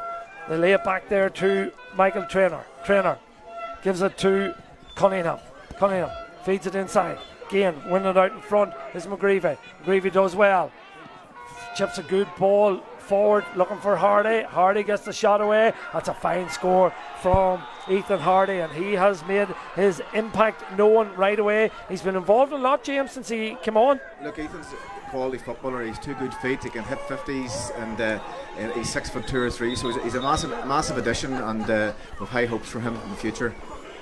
3 minutes played here. 1-5 to 6, 8 points to 6 in this Paul McGirr final between these two big clubs. Another change there, is there? Yeah, see one of the Bellaghy players. Mark McLannan's going on, and I just couldn't see it. One of the corner forwards has come off.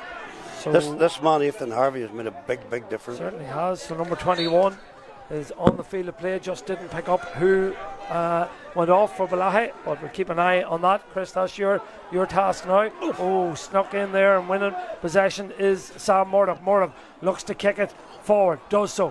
One inside. Mark can be called, but I think I heard the whistle there, but Hardy is in possession. Ball is back there to Dylan Kelly. Kelly close, well, Kieran Annetta called the mark, so the ball was kicked in from outside the 45 and claimed in there by McGreevy, and the mark can now be taken.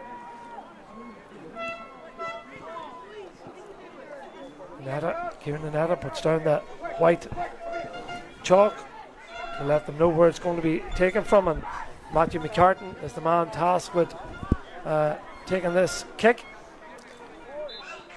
Difficult angle for young Matthew. Doesn't get the right purchase on it, and goes to the left hand side and goes wide. I'm surprised that Ethan Hardy wasn't the man. Maybe I think because Matthew took them inside mark, and so he had to be the man to hit the kick. That was it. So he reluctantly came out to hit that one. Yeah. You're spot on. Yep. The man who took the mark had to take the kick. So ball one on this occasion. Well, it was young McGivern that was penalised. Aidan McGivern for picking it up the ground. So Bellaghy come again with Caithan Rocks does well, lays it off there. Ball picked up by Adam Mulholland. Mulholland lays it over to Oren Doyle.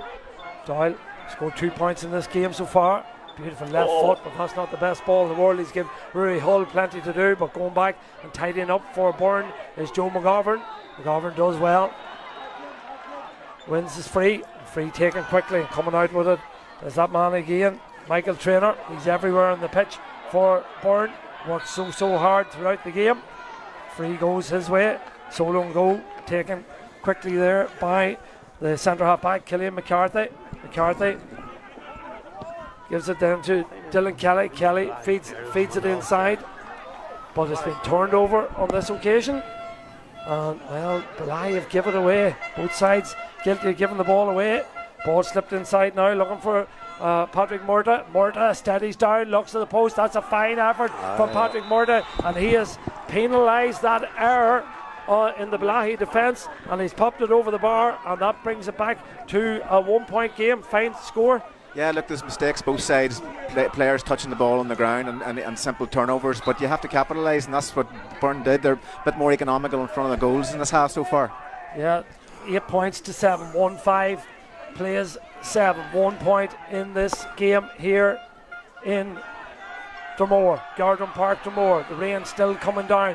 Every ball being battled for, and it's picked up again by Burren. Killian McCarthy does well. Referee's hand is up. There's a shot to nothing for Shane McGreevy. McGreevy's shot goes in. Keeper gathers it, but this will be brought back out for another opportunity for the Burren men. It's a good start to the second half, Chris, for the Burren men. They've outscored Bellaghy 3 points to 1. Yeah, I felt from the visits up here that was the scoring goals. They're playing away from the town, they're playing in the country goals here, and Burren are definitely capitalising. They have big strong players and they're beginning to find their range, and it's only a 1 point game. Yeah, and there's another chance for Sam Murdoch, and more than likely take this one on. The lines are a little hard to read, but he's outside the 45, James, isn't he? Yeah, look, this is a long way out even for Sam. No doubt he'll have a go at it, but he has the distance. Has he the accuracy? Well, square ball, says our referee, Kieran Annetta. That was a fine effort by Sam Murdoch. Look, it was just right on the end of his range, and look, a metre or two in, and it would have been over the bar. But Look, it's a bright start from Burren in the second half so far. Marco McLaren done really, really well there for Bellaghy. That was a difficult ball to take, but he commanded it really, really well. And he's got Bellaghy moving up the field, and now with Caden Rocks lays it off. Not the best ball in the world, but working hard there and winning is Gabriel Gormley. Gormley lays it off to Rocks. Rocks feeds it forward. Don't be expecting it to bounce. Yeah, off see, the ground players again. just haven't adapted to it, have they? Yeah, look, Probably that corner. Yeah, basics. That particular part of the field is very, very damp. Yeah. Ball fed forward. Picked up on this occasion by Ethan Hardy. Hardy slips it cross field to Dylan Kelly. Both sets of players will be exhausted. They've put so much into this game. The conditions underfoot are so tough. Energy sapping, but they're putting on a brilliant display for us here this afternoon in Dromore as Oren Traynor lays it off. Burren come looking for the equaliser. It's that man Traynor. This one looks as if it's going to drop short, but McGreevy's there and it snuck the whole way into the back of the net. Oren Traynor had the shot. McGreevy again. He looked as if he was going to go for the ball. Didn't touch it, but he done enough to put Charlie McFall off, and the ball nestles in the back of the net, Chris. Yeah, absolutely. Young McGreevy ran across the ball, but had enough to put young Charlie McFall off, and the ball sailed into the back of the net. Big score, James, in the context of the game. Yeah, look, bright start. Burren in a similar period after half time last week scored 6 points unanswered, so they've had a bright start here. But here, look, Bellaghy have shown there's plenty of grit about them, and they've going to create opportunities here.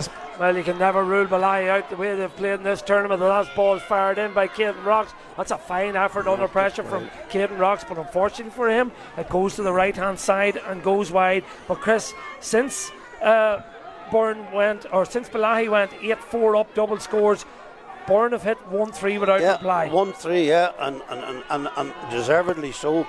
But what's said about the underfoot conditions, the ball doesn't bounce, and the second bite at it, both teams are struggling with it, you know. But this big fella, is it Harvey, has made an awful difference at number 20. Yeah, Ethan Hardy has done really well. That's strong play again from Charlotte McCarthy, the goal scorer. Looked to me as if he maybe deserved a free on that occasion. Yeah, look, very harsh, and Burren are getting the rub of the green there certainly at the minute, and it maybe took it a wee bit out on Killian McCarthy, but I felt that it should have been a free to Bellaghy there. Well, Killian McCarthy has won Burren a free, and he takes it quickly, gets it to a point scorer. That's Patrick Murda. Murda lays it off to another point scorer. That's Dylan Kelly. Kelly lays it back. Pressure being applied. Burren do well. Ship it back out to Murda. Bellaghy really giving it everything. This is brilliant stuff. Absolutely super from Bellaghy. They've turned that ball over, and that's down to just sheer hard work. But then they give the ball away. Yeah. There's simple mistakes. It's a day for it, but you have to keep the mistakes down. Great battle over there. That wee fella Tom McAlean's outstanding. He's been super. Under 14. Still under 14 is right, yeah. Well, Burren come out with not the best ball in the world. It's behind Killian McCarthy, but he won't mind. He's got possession. He chips it forward there. Looking now for Aidan McGivern. McGivern steadies down. Takes the zip out of this attack. Calms it down. His side lead by 2. 1-7 to 1-5. Dylan Kelly in possession. I'm sure wherever you're watching this game across the island or even further afield, you're enjoying the entertainment. This man has done really well, working really hard and industrious as Shane McGreevy, but he's been turned over, has he? Well, this is great stuff. Both sides just giving it everything, putting their bodies on the line. It's great stuff, lads, isn't it? Look, there's great pressure applied by both teams. I think that Bellaghy are unfortunate to get a free kick here in the middle of the field a couple of minutes ago, but I think the referee's trying to evened it up a wee bit a couple of ones after that. Ball in the hands of Caden Rocks. Rocks, strong, powerful player, tugging the jersey. Referee didn't see it, and that ball's been turned well. I think he's been told that's good work by the officials. I don't think Kieran's seen it, but somebody alerted him to it. There was a wee tug, and that's good refereeing. Yeah, absolutely. I think he definitely didn't see it for the play was going on, but the young fellow went down in possession, and fair play to the referee. Yeah. He's been very consistent. Oh yeah, he's a good referee, top referee. He's having a handling with the picking the ball up. You know, the ball isn't coming up on the underfoot. As a standing leg, James, as you would well know, is not easy to get purchased. Well, Bellaghy, of course, got to the final courtesy of a 214-212 win over Four Masters, to then beat Donegal, the Monaghan champions, 113-112 after extra time, and then they beat Clonagale, the Armagh champions, 115-36. They scored 442, they conceded 630. That's a plus of 6 points. As this free kick, has been taken from distance by McCarthy. Dangerous ball, but it's drifted to the left hand side and drifted wide, second wide of the half. It deserved a touch there, but it didn't come in. It just fell to the left of the goalie's right hand post. Burren 2 games to get to the final, beat Arbo 114-210, and then they beat Rammer, the Cavan champions, 211-19. Scored 325, conceded 319, and again, believe it or not, a positive of +6. So both sides evenly matched on their score difference of +6. They're evenly matched here this afternoon, 1-7-1-5 in favour of the Down champions. We're into the more or less the final quarter of this really entertaining Paul McGirr final. Ball in the hands of Warren Traynor, the goal scorer. Probably a little fortunate, but he'll take that. Ball in the hands now of McGivern. McGivern leaves it back to Murdoch. Murdoch, crossfield. Gives it to Killian McCarthy. McCarthy slips it across. Tackles go in, but Michael Traynor does well. Glides round his opponent. Still going forward. He's a quality baller, is Michael Traynor. Gives it back now to Murdoch. He fancies this one. Jinx turns, twists. Elects to lay it off. Still the opportunity persists for Jay Cunningham. Cunningham floats it in, but Cunningham's shot has gone to the left hand side and gone wide. But nice football again. Yeah, look, Michael Traynor heavily involved. Michael does a lot of his good work in the defence and middle third, but I'd like to see him in the last third, the top third, because I think he makes all the difference, gliding past people, 1-2s, and makes things happen. I suppose I want the best of both worlds. I want them attacking and defending. You need two. Yeah. Should have been twins as the same goes. Heavy challenge there. Always away. Fergal McLaren, but McLaren, he's been good. Scored a great point in this second half as well. Feeds a good ball forward. Picked up on this occasion by McCarthy, who's gone into full forward. McCarthy, there's a shot to nothing. Fine effort from McCarthy, but it's gone to the right and gone wide, but the referee's whistle are gone, and that will mean that it's a free for Bellaghy. Looks like McCarthy, as he does in games, Chris, has gone into that full forward role now. He's moved. Rox has come out the field. Peter Doherty's grandson, one of our great stalwarts from way back in the day, in the early 70s. But young McCartney he owes Bellaghy nothing today. He scored 1-2, and he's a ball 1 or 2, but they're all the same. There's some great players out there. Yeah, it's been a richly entertaining final as Murdoch moves, not allowed to move as the free taker lines it up, so we'll have to have another go. You can see it in Scullion, is it, on free taking duties. Kicks it right footed, that looks good. The fist goes up, the hand goes up, so he punches the air. That's a fine score for Bellaghy. It brings them back to a 1 point game. That's the manager's son, 5, is it? Yeah, you're right. Yeah.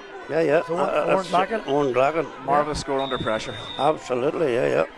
And he didn't convince me in his run up to it. No. That's only the second point we've had from frees as well in this game. 16 minutes played. Blacken has the ball in his hands. Goes crossfield, lays it off there to Gabriel Gormley. Gormley striding forward, faced up by his opposite number. That is Jay Cunningham. Great battle over there. So too is Patrick Murda. Foul on Murda, and the free will go the way of the Down champions. Ball fed forward. Great ball. Looking for Murdoch. Murdoch does well. Gathers possession. Murdoch fancies his chances. Takes on the centre half back. Still Murdoch going. Murdoch finishes. That's a fine score. He went round Tom Harkin with ease there, to be fair to him. He was excellent in that run, and that's a fine score. His second of the afternoon. That was made look very easy by a long kick in, and Sam went round his man. But that when you transition, when you don't wait for Bellaghy to get half their team back into the defence, and you're transition a wee bit quicker, you don't have to break down a blanket defence, and that was a good example of it. Yeah, the kick was on, and it was picked up in space by Murdoch, and then he had that opportunity to take on his man, as you have described, James, and he finished with some aplomb, to be fair. Great take from Caden Rocks. Now McCarthy is in the full forward line. Another sub on. That is Daniel McElhone. feeds it forward.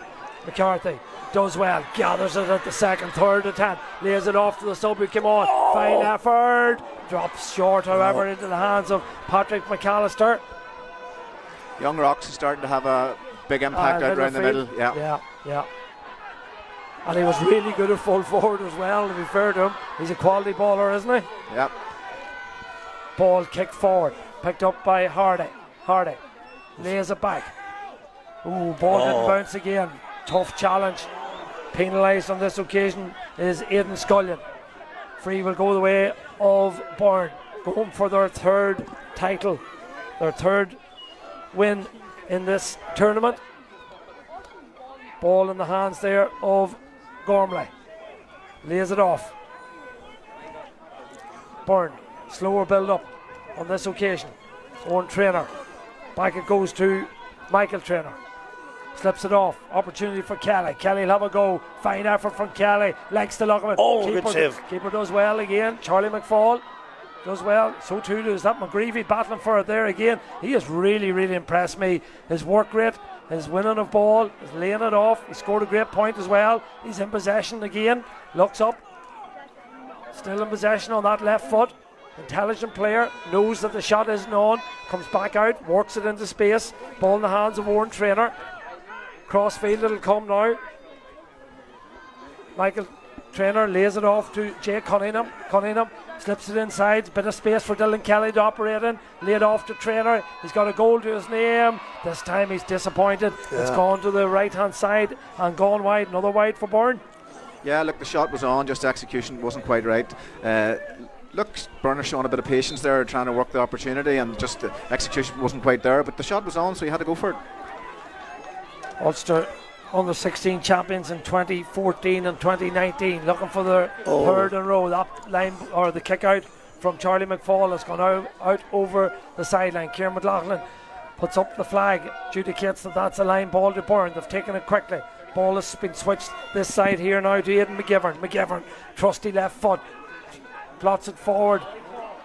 Good defensive play again. Good tackle there by Harkin. Done really, really well. Was it Michael Lane, was it? Yeah, Michael Lane. Tom Michael Lane, done really well. Ball threaded out.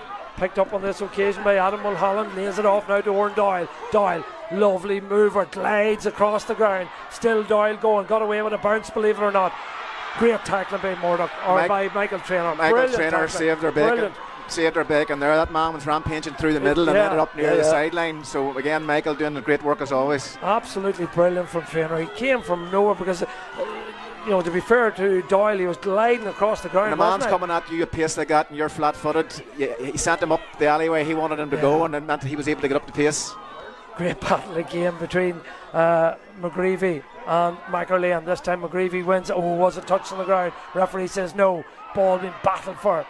It's getting boggy is the word that comes to mind as Caden Rocks goes to ground and picks it up and gets himself a free. Just to add to what James has said there, that young fellow Michael Traynor, he's commanding the whole area, Ball didn't bounce there for Jarlath McCarthy, and that means it's picked up by Owen Coulter. Coulter lays it off there to Patrick Murdoch. We're down to the last 5 minutes or 10 minutes of this game.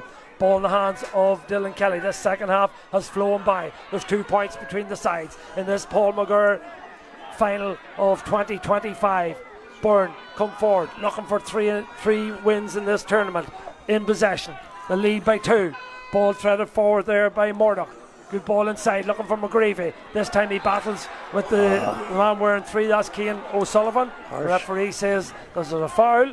Harsh one? A very harsh one there. Miscontrol actually by Shane. He wasn't able to pick the ball up, and the ball slipped out loose. And look, whenever a man's half bent for the ball, the referee gives him the benefit of the doubt. Even I think we're again a wee bit fortunate there, but it's in a very much a scoreable position as well. Yeah, and it's Sam Murdoch is the man who's going to come forward to take it with the trusty left boot. I think I've Sam down for 2 points in this game. 1 in the first half, 1 in the second. This to increase the lead. Likes the look of it. So too do our umpires. 3-point game, but Bellaghy, we know what they're like. They're resilient if nothing else.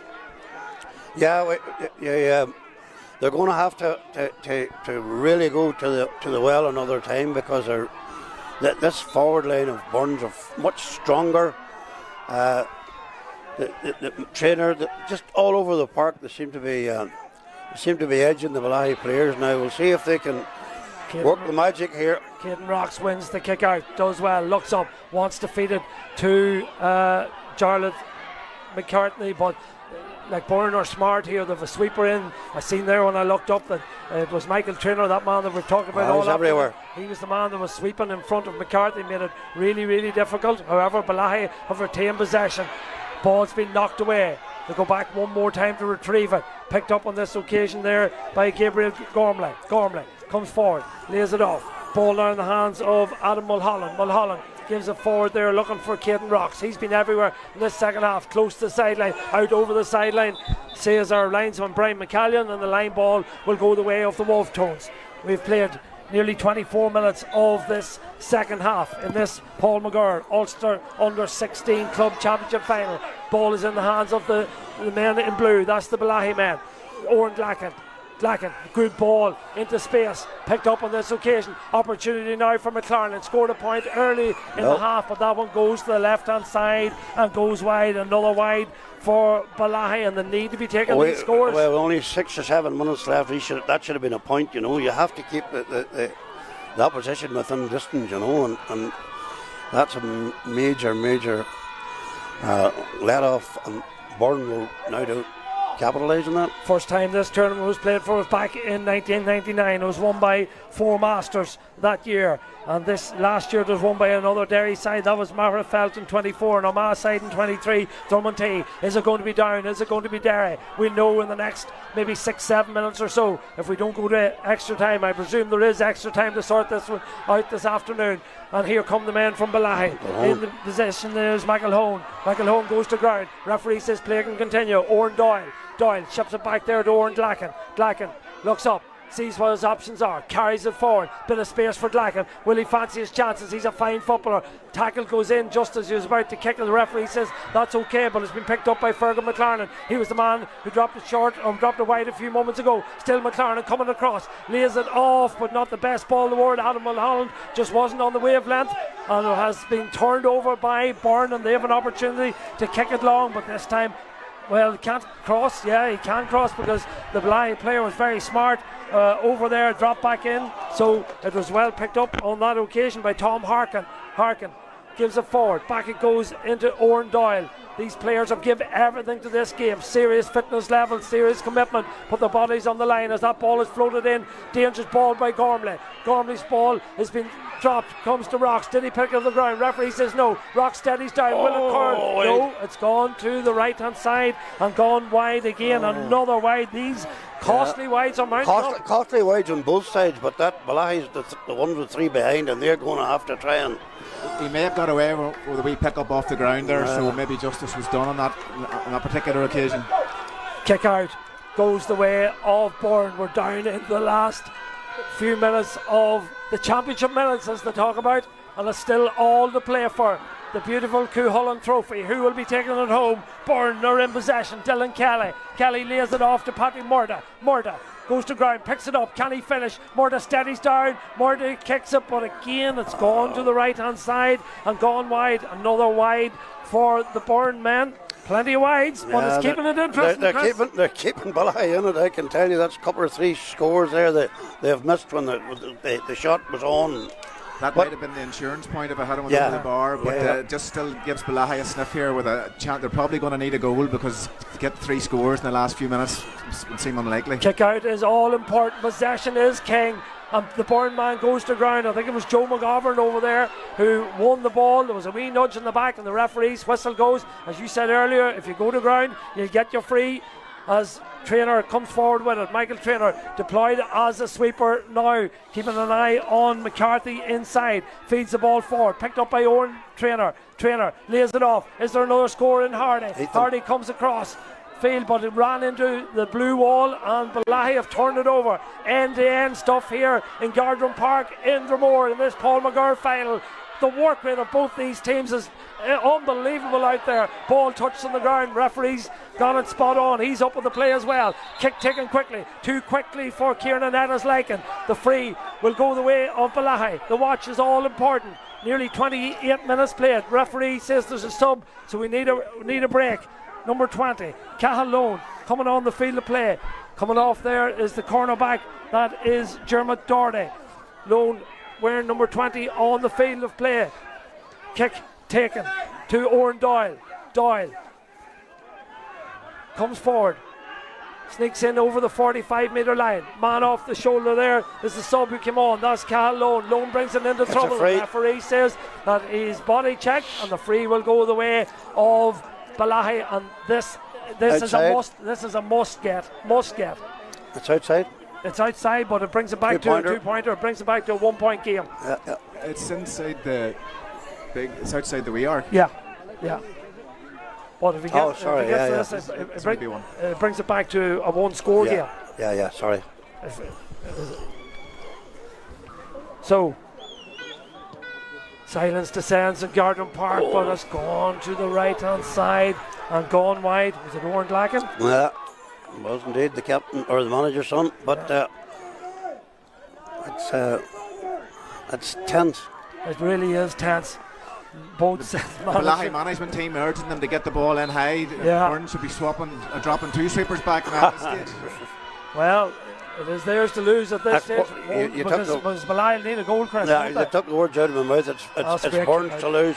Great kick out from Patrick McAllister. He was looking for Jay Cunningham and he found it. Ball down towards Matthew McCartan. McCartan needs to be behind him on that. Wee man, McGirr. McGirr does well again. Yeah, ball out over the sideline. Line ball goes the way of the men from Burren. Yeah. We'll keep an eye to see is there a board that'll go up. Maybe somebody will let us know. How much additional time is going to be added on. Ball in the hands there of the man you want to have it, and that's Michael Traynor. Ball goes to ground, but Traynor picks it up, still in possession. Is he going to be turned over? Did he touch on the ground? Slightly lucky, I would say. Ball in the hands now of Patrick Murta. Murta nails it back to Traynor. Bellaghy pressing. Good switch, brilliant switch. Ball over this side. Supervision. Gets it over to McGivern. McGivern feeds it forward. Not the best ball in the world. Now it's been turned over. Ball in the hands now of Tom McGirr, I should say. McGirr. Ball in the hands of Owen Doyle. Doyle feeds it forward. Coming out to try and win it there is Adam Mulholland. Mulholland does well. Goes to ground. Tackles go in. Ball in the hands of Marco McLaren. McLaren. Has he been fouled there on that occasion? Referee says yes, he has, and I think the referee got that one spot on. It was Fergal McLaren. We're looking for a solo and go, but it's going to be brought back. Well, instructions going out as to what needs to be done. Haven't seen a board, not sure how long is going to be added on, but I know that Jarlath McCartney has an opportunity to narrow the gap for Bellaghy. The man who scored 1-2 in this game kicks it in. High, dangerous dropping ball up the goal for into the hands of Rocks, but out coming with it are the Burren men. It was dropped short and it could have went anywhere, but Burren have retrieved the situation, and with that they may well have won the Culholland Trophy. You can thank Patrick McAllister. Yeah, Patrick McAllister done really well. Ball fed forward down to McGreevy. McGreevy chips it forward. Chance for Hardy. Hardy to finish it. Was he fouled? Referee says play can continue. And it's all over. The game is over, and Burren are the champions. They won it back in 2014. They won it in 2019, and they've won it again in 2025. The first team to win it for 3 times. They'll go home with the Paul McGirr Trophy. The beautiful Culholland Trophy will reside in Burren this evening, and what a thrilling game, what a thrilling spectacle, and what admiration we have for both these teams this afternoon. There was absolutely no losers there today, but I congratulate you, James, on your son and all the lads. They're a wee bit heavier up front, but the management brought a couple of players behind the ball. At the last 5-10 minutes there, when Bellaghy normally would have been getting a score or two, and it didn't happen the day James, an emotional moment for you, your son playing out there today, winning an Ulster medal just like his daddy did on numerous occasions. And I have to say, James, you can be very proud of him. He put in an absolutely brilliant performance, I thought. Yeah, look, it was a good shift for all the lads, and Ethan coming off the bench too made a difference. Feel a wee bit for the Bellaghy lads. They had a chance there at the end, and the ball could have easily ended up in the net. It was a fantastic game, and look, we just came out on the right side of it. Yeah, there was no question or doubt about that. They actually, your midfield dealt very well with both McCartney and with Gabriel Gormley. He just wasn't as dominant as he normally would be, but Rocks went out the midfield, and he definitely made a big difference. But you can thank the goalkeeper there at the death, Patrick McAllister. That ball could have ended up in the back of the net, and he just flashed it away. Yeah, look, we got the rub of the green at times, and look, you need a wee bit of luck to win anything, and that was on our side today. Heart in the mouth stuff on that last ball went in. Absolutely, yeah. Look, it's as I say, it could have been looking at extra time here. From a Burren perspective, I think whenever the transition just with a wee bit more pace, whenever and didn't let Bellaghy get the sweeper or their men back and filter back in the second half, the ball stuck in the full forward line a wee bit better in the second half, and Shane and Sam put over a couple of points that we weren't getting in the first half as well. So it sounds very easy when you say it like that, but we were far more economical in front of the sticks in the second half. You mentioned Shane McGreevy. I thought his second half performance was exceptional. His work rate covering that whole breadth of that full forward line, his winning of ball, his intelligent use of ball, and of course his wee run that deceived the goalkeeper for the goal. Yeah, look, what the difference was in the second half, we were able to deliver long quality ball into Shane. In the first half, the ball may have been on, but the quality of the ball wasn't good, and we're getting intercepted. But we were able to get the kick pass away into Shane, and then if he wasn't Matthew maybe was winning it, and Shane was coming back out in the loop onto his left foot, and that's bread and butter for him in front of the sticks was his left foot. And the work rate then, of course, of young Michael Traynor at 13, and of course the captain Sam Murdoch. You know, they're really quality players. The 10, I'm actually just thinking that as Jim was talking there. Hopefully, I love to see it. In the next 10 years, you'll see those two teams against each other again and again. Sam Murdoch with that left foot, he was very good, the captain of the team, and young Traynor was all over the park.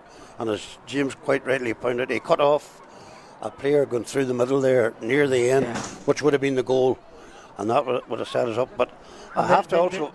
Sorry, go on ahead, Chris. I have to say well done to wee Tom McErlane at cornerback, for he's marking much heavier players, and he held his end up very well, and it's on another day. It's on the day that's in it, you know. The impact of Ethan Hardy too was significant. Yes, for about 15 minutes, and then I presume the lad's only back from injury, and he faded slightly because of his fitness level and all the rest, but he did contribute enough, you know. He really. And as for Bellaghy, you know, you mentioned Tom McErlane. I thought Charlie McFall was excellent. Oren Glacken and Fergal McLaren love to come forward from them wing half back positions. Two midfielders, strong, purposeful players. Caden Rocks, super player. But I love to watch Oren Doyle. Oren Doyle's he glides across the ground. Yeah, he glides all the time, and he's very quick. And he scored 2 points here in the first half. Yeah. But James, who stood out for you on that Bellaghy side? Well, I wouldn't know their names as well as the two midfielders. I thought looked very dangerous, rampaging through the middle at one stage there in the first half. Two big athletic boys, but as you said earlier, the Burren midfield seemed to cope with them well in the second half. Jay providing the muscle and Dylan the mobility. They're a good combination. One of them, you know, Jay with his physique and Dylan with his ability to get up and down the field. Dylan, I just felt needed to tighten up his decision making on when to shoot and when not to shoot or whatever. But look, whenever we needed legs the last 10 minutes, he certainly came to the fore. And what does this mean now for the people of Burren, for these also for these young lads? You know, what's the significance of this victory, James, do you think? Well, you're hoping that they're going to be feeders to the minor teams, the under 20s, and eventually the senior team in Burren. Hopefully we won't have to wait for some of these boys to play for maybe beat Kilcoo, but it seems to be a long way off at the minute. You know, obviously Kilcoo's very dominant and down and have been for the last number of years, and maybe Burren we're second, but second is nowhere. You might as well be nowhere. So look, hopefully some of these boys can kick on, but hopefully we might have beat them before that once at some stage. Yeah, the championship runs have dried up in Burren bar the one in 2018. Yeah. Look, obviously the conveyor belt that's coming through with Kilcoo is unbelievable. It's unbelievable they've been able to churn in year in, year out, quality teams, always able to bring 1 or 2 new players into the senior squad that are able to contribute. And as for Bellaghy as well, you look at their time, their glory years, of course, 21 senior football championships. The last one was 2005. 20 I years haven't. ago. 20 years for Bellaghy to not have a championship. Yeah. It's unheard of. But having said that, I'm thinking of this Paul's tournament here, as well as this Paul McGirr in Belfast. These teams will meet each other again. If not, I'd be very surprised, because that Burren team is very, very strong. And I think Bellaghy, if they're well enough handled, and I think they are, Fergal Doherty's in there, son of my own in there as well, and Francis Glacken. They're very good to them, and they're very wise as regards off the field as well as on the field. In this side, and they're nurturing them, Chris. The correct way, and it's no shame to lose a game like that. I think, as I said from the very start, the underfoot conditions were not good, And maybe with those, as a neutral and looking at it and seeing both these teams for the first time, is there just maybe the need to maybe find 1, 2 more forwards to help out the likes of Doyle and Rocks and McCarthy when they went in there? They took out the number 10 and the number 13 for Bellaghy, and I think it said a lot, that they weren't getting enough penetration on this right hand side, and they were leaving it to McCartney and Rocks to sort of run into spaces, and young Doyle were gliding through the middle. But I thought Burren were much physically stronger, and as James said, young Murdoch was a down minor last year. Sam would have been, yes. And really and truly, I thought their physique and that, and they missed scores as well, but they got the vital ones. And he has a couple of years still ahead of him, James, then at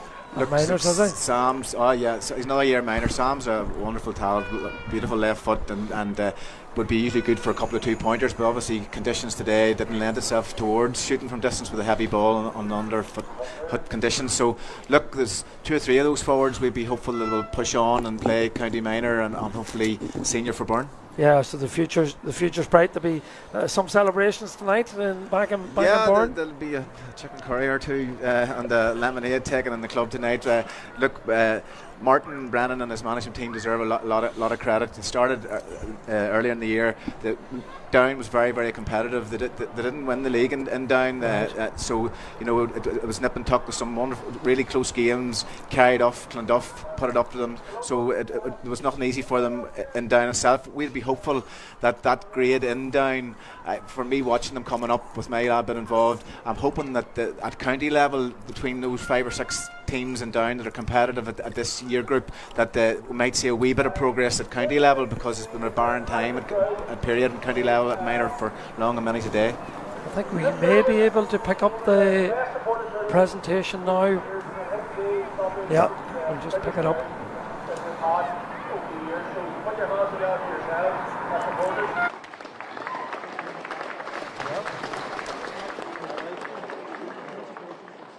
Just on that, I'd like to thank the both clubs today and the other clubs in the previous rounds for their generosity towards the Paul McGirr Foundation. And I think this year has probably been the most we've ever took in. I'm not sure of figures, but I know he's been very, very generous, so thank you.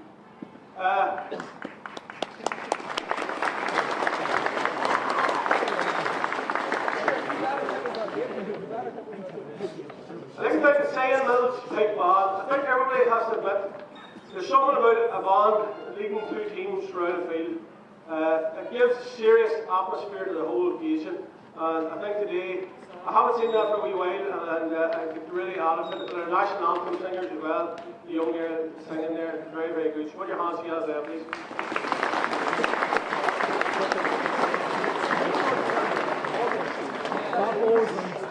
I'd like to thank Gavin and Louis, our groundsmen.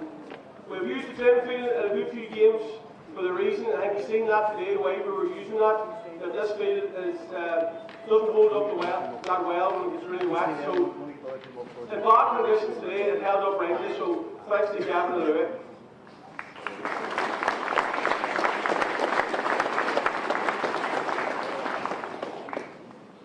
thank the Paul McGirr organising committee, Joe and Colty. They've got to be real media experts. Now, the Scotland maybe setting up a company together, but I'm just not sure that's going to come off or not. Mickey, Liam and the rest of the team. A lot of work goes on in this tournament, obviously, as you can see and whatnot, and there's a lot of things going on behind the scenes. And I think, as you can see, it's been very well run. So a thank you to them and all our volunteers from our club who came out and umpired and parked cars and whatnot. So thank you.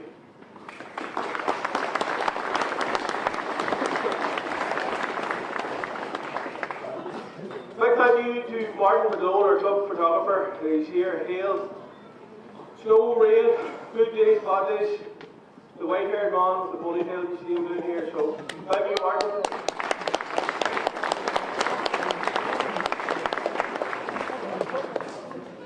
Our ladies club for the food and hospitality, and there's also today, and there's more food in the marquee on your way out and whatnot. There's hot food and whatnot there. So thank you to Amarie, Fanula, Geraldine, Tom Ward, the hot food today, and all the helpers. So thank you.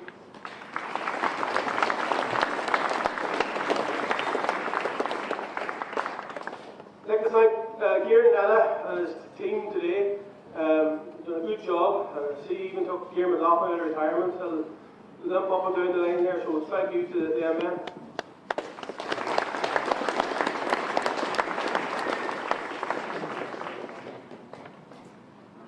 Now, the two teams today, I think that's as good a game of football and it's a strong game. It ebbed and flowed both ways. I said there's a couple of young lads from Bellaghy before the game started. These were in a privileged position to be playing football this time of year. And always remind yourselves that he's making it look the spoils today, but I think you've done yourselves proud, yourselves, your club and your families. So well done to the two teams today.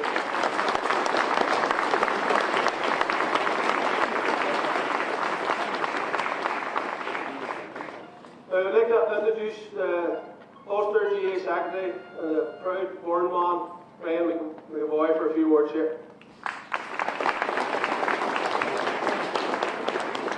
Alright now, I'm delighted to be here today just on behalf of Ulster GA, Ulster Council, just to come together to this tournament played in memory of Paul McGirr, all you young fellas that were playing here today. He wasn't much older than yourselves when he died tragically while playing a game.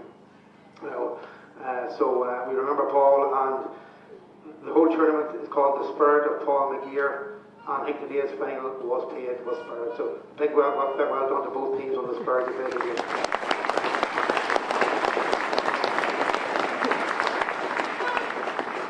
I just think I was at that game, unfortunately, where Paul passed away. We had an incident in the Down County final. Thankfully, it was a happy hour and everything, and it's great to see Shay with us here today as well. So.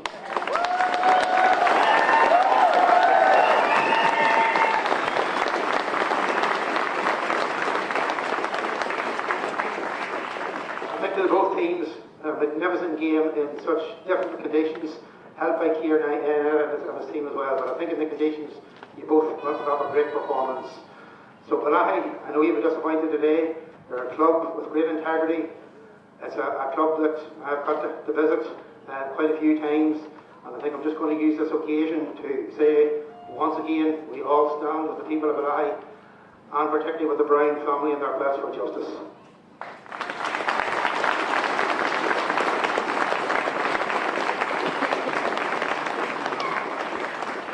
I know you'll be disappointed in relation to this game, but don't let today define you.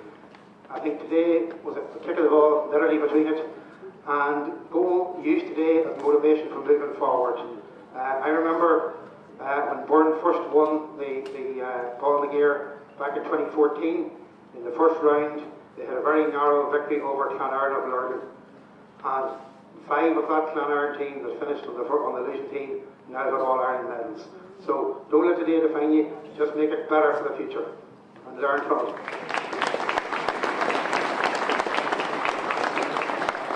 And I say that equally to the Burren team. Today you've had a great honour, you've won it, tournament 3 times, but again, don't let this define you. Don't let it go to your heads. To quote a Bellaghy man, walk on air against your better judgment. The words of Seamus Heaney. Today is only the start of a longer journey, hopefully, in the game. But stick with it. Same goes for both teams. And I've no doubt you have enough talent on the show that we'll see you both again playing for club colours and no doubt county colours in the future. So well done to all. Bad luck to all.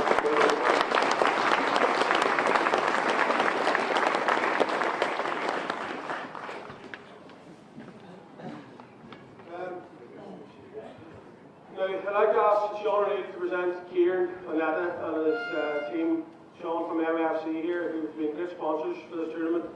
So I'd like to ask Sean up here to present Kieran and the officiating team for a small presentation.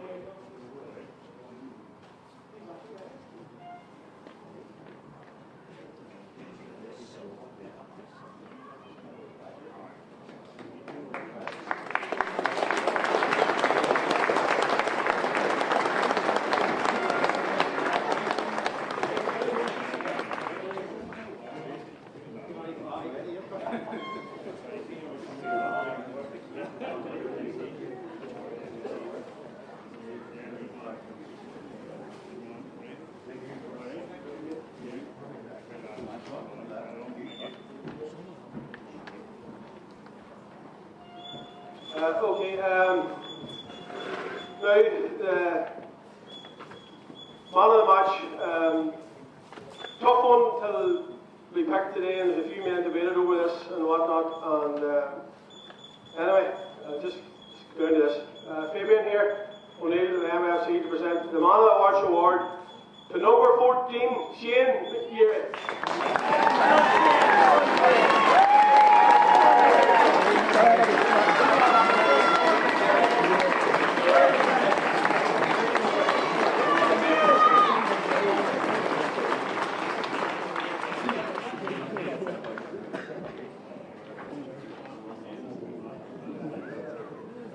Go ahead.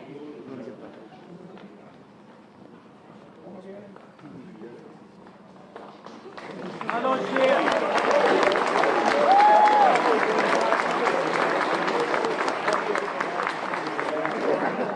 think you all agree that bright future ahead for some of these players in both teams today, and that young man is a bustling ball of energy every time he takes the field. He's a joy to watch.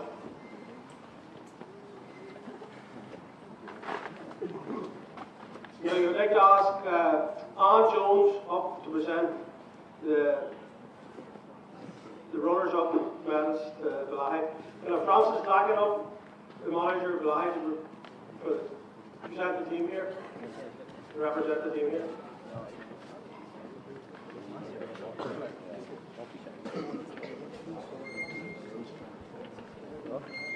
Can the Bellaghy players make your way up here, lads?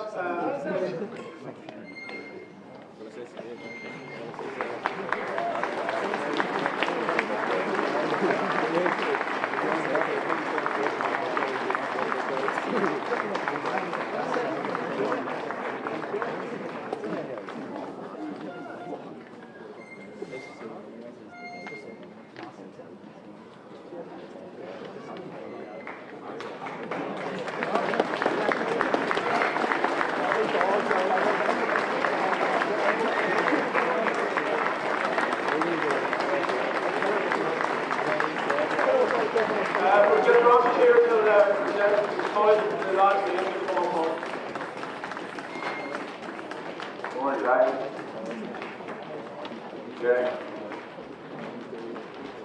David Scullion. Gavin Malone. Tom McGirr. Adam Hall. Warren Doyle. Sergio. Kid Rock.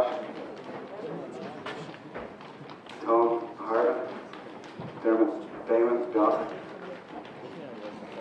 Douglas Lawland, Mark McLaren, Keanu Sullivan, Charlotte McGirr, Donegal Scullion, Gabriel Gormley, Finnegan Scullion, Charlie McFall, Farrell McLaren, and he was going to be suspended for the game the following week, but we hurriedly got him assigned to the down hurling team who were playing that week.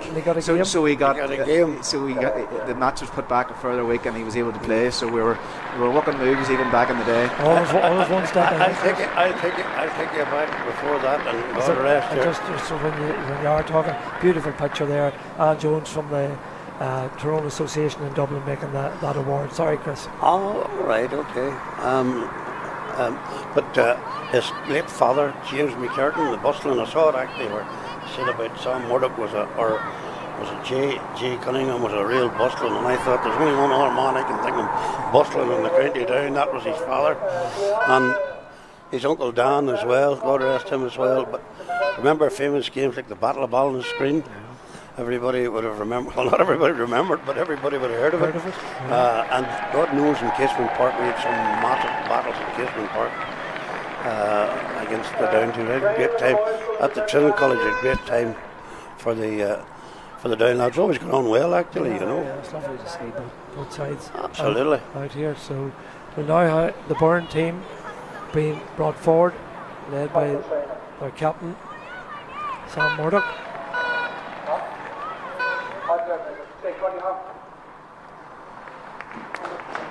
Jay Cunningham, Kelly McCarthy, Shane McCreevy. That's lovely. Nice touch. Dylan Kelly, Paul Coulter, Ethan Harty, Aidan McGirr, Donny McGirr, Dorothy Rancher, Owen Trainer, Lorcan McNeil, Johnny Denner, Owen Doyle, Ben Nerney, Joe Lunny, Paddy Cunningham, Paddy McAllister, Joe McGarvin, Matthew McCarthy, James O'Hare, Ross Ferris, Frankie Dara, the one and only Shea Trainer. Shea Trainer, of course. Suffered that horrific incident in the county final. Back with us today, thankfully. He just recently made his debut for Glenavon at senior level, and he'd made the Milk Cup team up in the Milk Cup, so he had a bright future ahead of him, but he'd just have to take up golf and be brilliant at that instead. Yeah, and I'm sure he probably will be. So. The board management was the trophy here for their achievements in all of this, so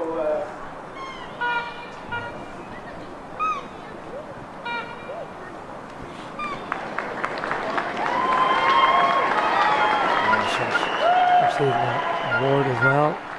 James, thank you for staying with us. I'm sure you'd like to be over there in the middle of that huddle with His son, he can be well proud of Matthew. Presumably he's young, is he? He's back again 16 next year. I thought he might, but he... would believe, and it probably felt like 3 years, to be honest with you. Commiserations to Bellaghy, what a sporting GAA club, and an unbelievable history behind them. First and foremost, on behalf of everyone in Burren, we wanted to give you 3 cheers and wish you all the best for the future. Hip hip! Hip hip! Hip hip! I think that's 3, is it? Yeah. Thanks very, very much. Look forward to seeing you back in Burren in the social club for a few lemonades.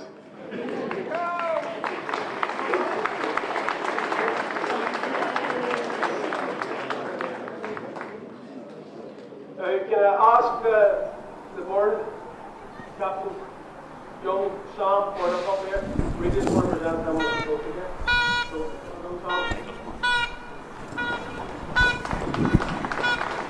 McGirr presents the trophy to the captain. That is Sam Murdoch. Lovely moment for Sam and his family there and his teammates. His father will be chairman of the club at the minute, and his mother would actually be leading the charge for the ladies footballers. So they're the whole family entrenched in Burren. Completely engrossed in it. A few words now from Sam. I'd just like to thank Dromore Club for organising a magnificent competition. Every team that under 16 wants to be a part of. So 3 cheers for Dromore. Hip hip. Hip hip. Hip hip. I'd also like to thank Bellaghy. They're a super team, a bright future ahead of them, and this doesn't shape them. A bright future, and hope that wish them the best in the future. Hip hip. Hip hip. Hip hip. I'd also like to thank the referee and officials. It's tough conditions to ref in, but they're done brilliantly. 3 cheers for them. Hip hip. Hip hip. Hip hip. Lastly, I'd just like to thank the Burren Club, our management, our club, family, and all our players. He's been magnificent to us all year, and we couldn't have done it without you. And lastly, I just special mention the Shed. He's been with us, and he still is with us, and it's brilliant for him to be here, and we're just wishing the best in the future.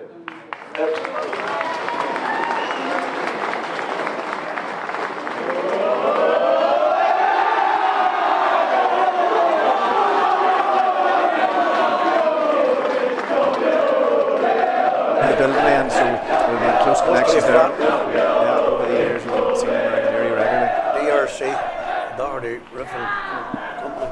Lovely scenes over there as the Burren players get their hands on what is a magnificent trophy, the Cuchulainn trophy.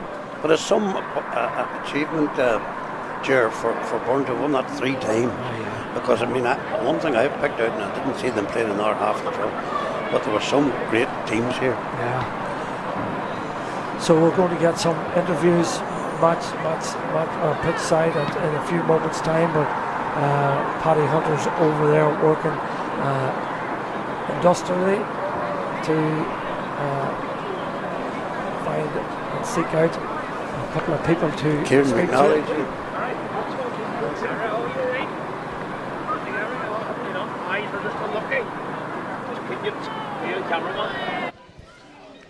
Okay, Chair, whenever you're ready. Yes, indeed, Chair. Martin, congratulations. One in manager, Sam, one in captain. First of all, the conditions absolutely horrendous for football, but both sides really give it all there today. Yeah, when we arrived up here this morning and we saw the pitch and we knew it was heavy, and first and foremost, huge credit goes out to Dromore for getting the match on. A lot of people under a lot of pressure logistically and everything else, but we arrived up here, we knew it was going to be a heavy pitch, and football wasn't necessarily going to be the winner today. It was really going to be about the team who were going to dig deep, show a lot of grit, character and a lot of fight, and he got a bit of a purple patch on us there in the first half, but this team was just unbelievably bounce back ability all year. Have just they never know when they're beaten, and just great characters, one and all of them. No doubt about that, Sam. We were talking in commentary earlier on about your 2 pointers. You didn't get much opportunities there today, but certainly conditions were hard. But you really dug deep there when you were needed to step up. It's a neutral game. Conditions hard for both teams. You know, it's all in the day. If you have they had a purple patch in the first half, they took it well. Got 1-4 with no we didn't bounce back, but we just knuckled down. We stayed on. And look, it took us here, and we won it. You know. It wasn't an easy competition to win. Some tight games through it, but when you look at the names on the winning list of that there, you're among some great players. To win it 3 times, it must be exceptional.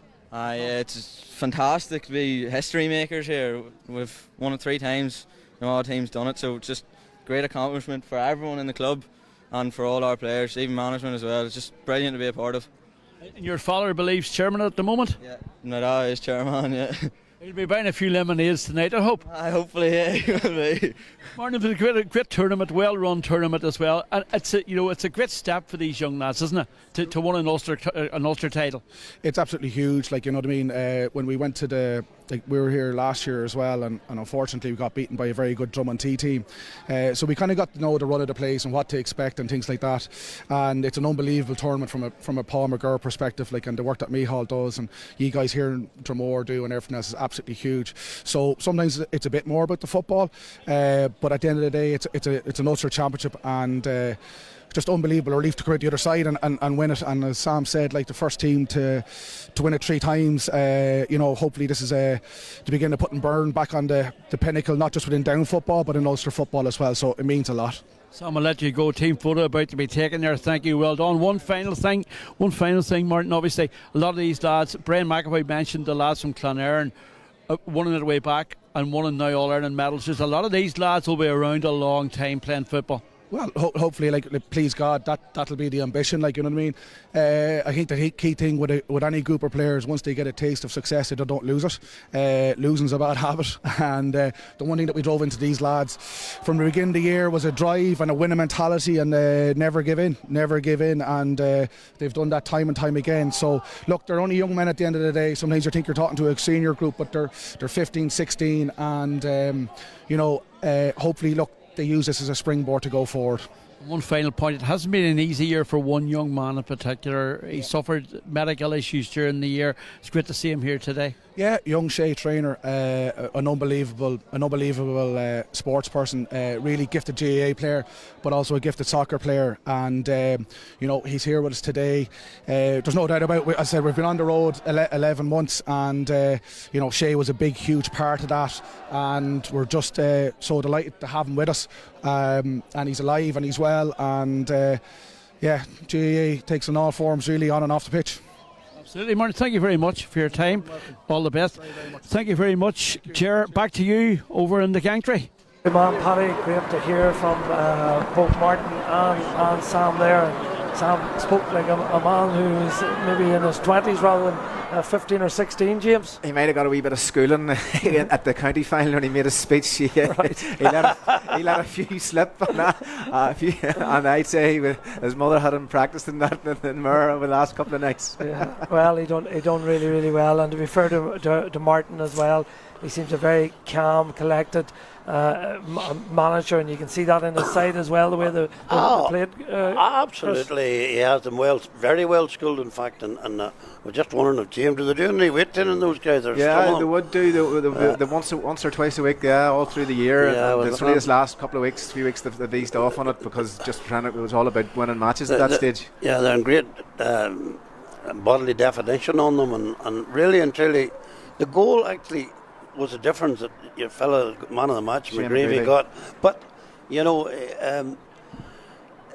didn't define Burren. Burren were always hungry, they're always looking at, and they actually kicked 5 or 6 wides. Yeah. In that second half, which I think is the scoring goals, the country goals here, and really and truly, they overall they deserved it. Bellaghy didn't do what they normally do. That purple patch from the 18th minute of the first half to the 30th minute, where they outscored, as Sam said, they were 1-4 to no score. Yeah. They outscored, but after that, the second half, it really was Burren. They outscored Bellaghy strongly, 1-5 to 2 points in that second half. Yeah, Bellaghy only got 2 points in the second half, and really and truly, that's the first time now. I haven't said that, as wet as it's been. It's the first time they haven't had quite good scores up at this end. Yeah. They're 2 matches against 4 Masters and the other one, but no, I'm happy enough with it, because we have a lot of lads there is going to come through, and they're, as Michael Brennan said there, you have to keep their nose to the grinding stone and make sure that. But it's amazing the good work that's been done, and I only can thank Niamh Davnitz of Dromore for putting this tournament on, and Paul McGirr will always be remembered. Yeah. And lads, it's been a real pleasure having you here today. Chris, you and I worked together many moons ago, James, and I know James has last 20, 30, maybe longer years. So it's been great to meet up with the 2 guys again, one from Burren, one from Bellaghy, here for this Paul McGirr Under 16 Ulster Club Championship final. It was a tough day, it was tough conditions, but it was a brilliant game. It was a really enjoyable game, and both teams deserve huge credit. But in the end, the glory goes to Burren. They've won the title for the 3rd time on a scoreline of 1-9 to 1-6. I'd like to thank Paddy Hunter for his contribution pitch side today, and for all those that spoke with Paddy. I'd like to thank Kieran and Darren from Mackie AV. Brilliant job, and also the other cameraman here today. Brilliant job in difficult conditions and made this broadcast possible. As I said, thanks to the two boys, Chris and James, for giving of their time today. Also to Dromore St. Dipnus for putting this on and for the hospitality and for looking after us so well here and making this tournament so special right across Ulster. And finally, to the spirit of Paul McGirr, and Paul McGirr himself, who sadly is no longer with us, but represented today by his mum and his brother Michael. It was brilliant for them to be here this afternoon and make that trophy presentation to Burren. So a lot of work went into this competition over the years, over to this year and other years, and a lot of work went into making it happen today. So thank you for watching this broadcast, and wherever you are in the world, we hope you enjoyed it. And until we talk again, enjoy the rest of your evening. And from the two lads and myself, Gerard Tracy, thanks for joining us, and slán go fóill. There you go. And James.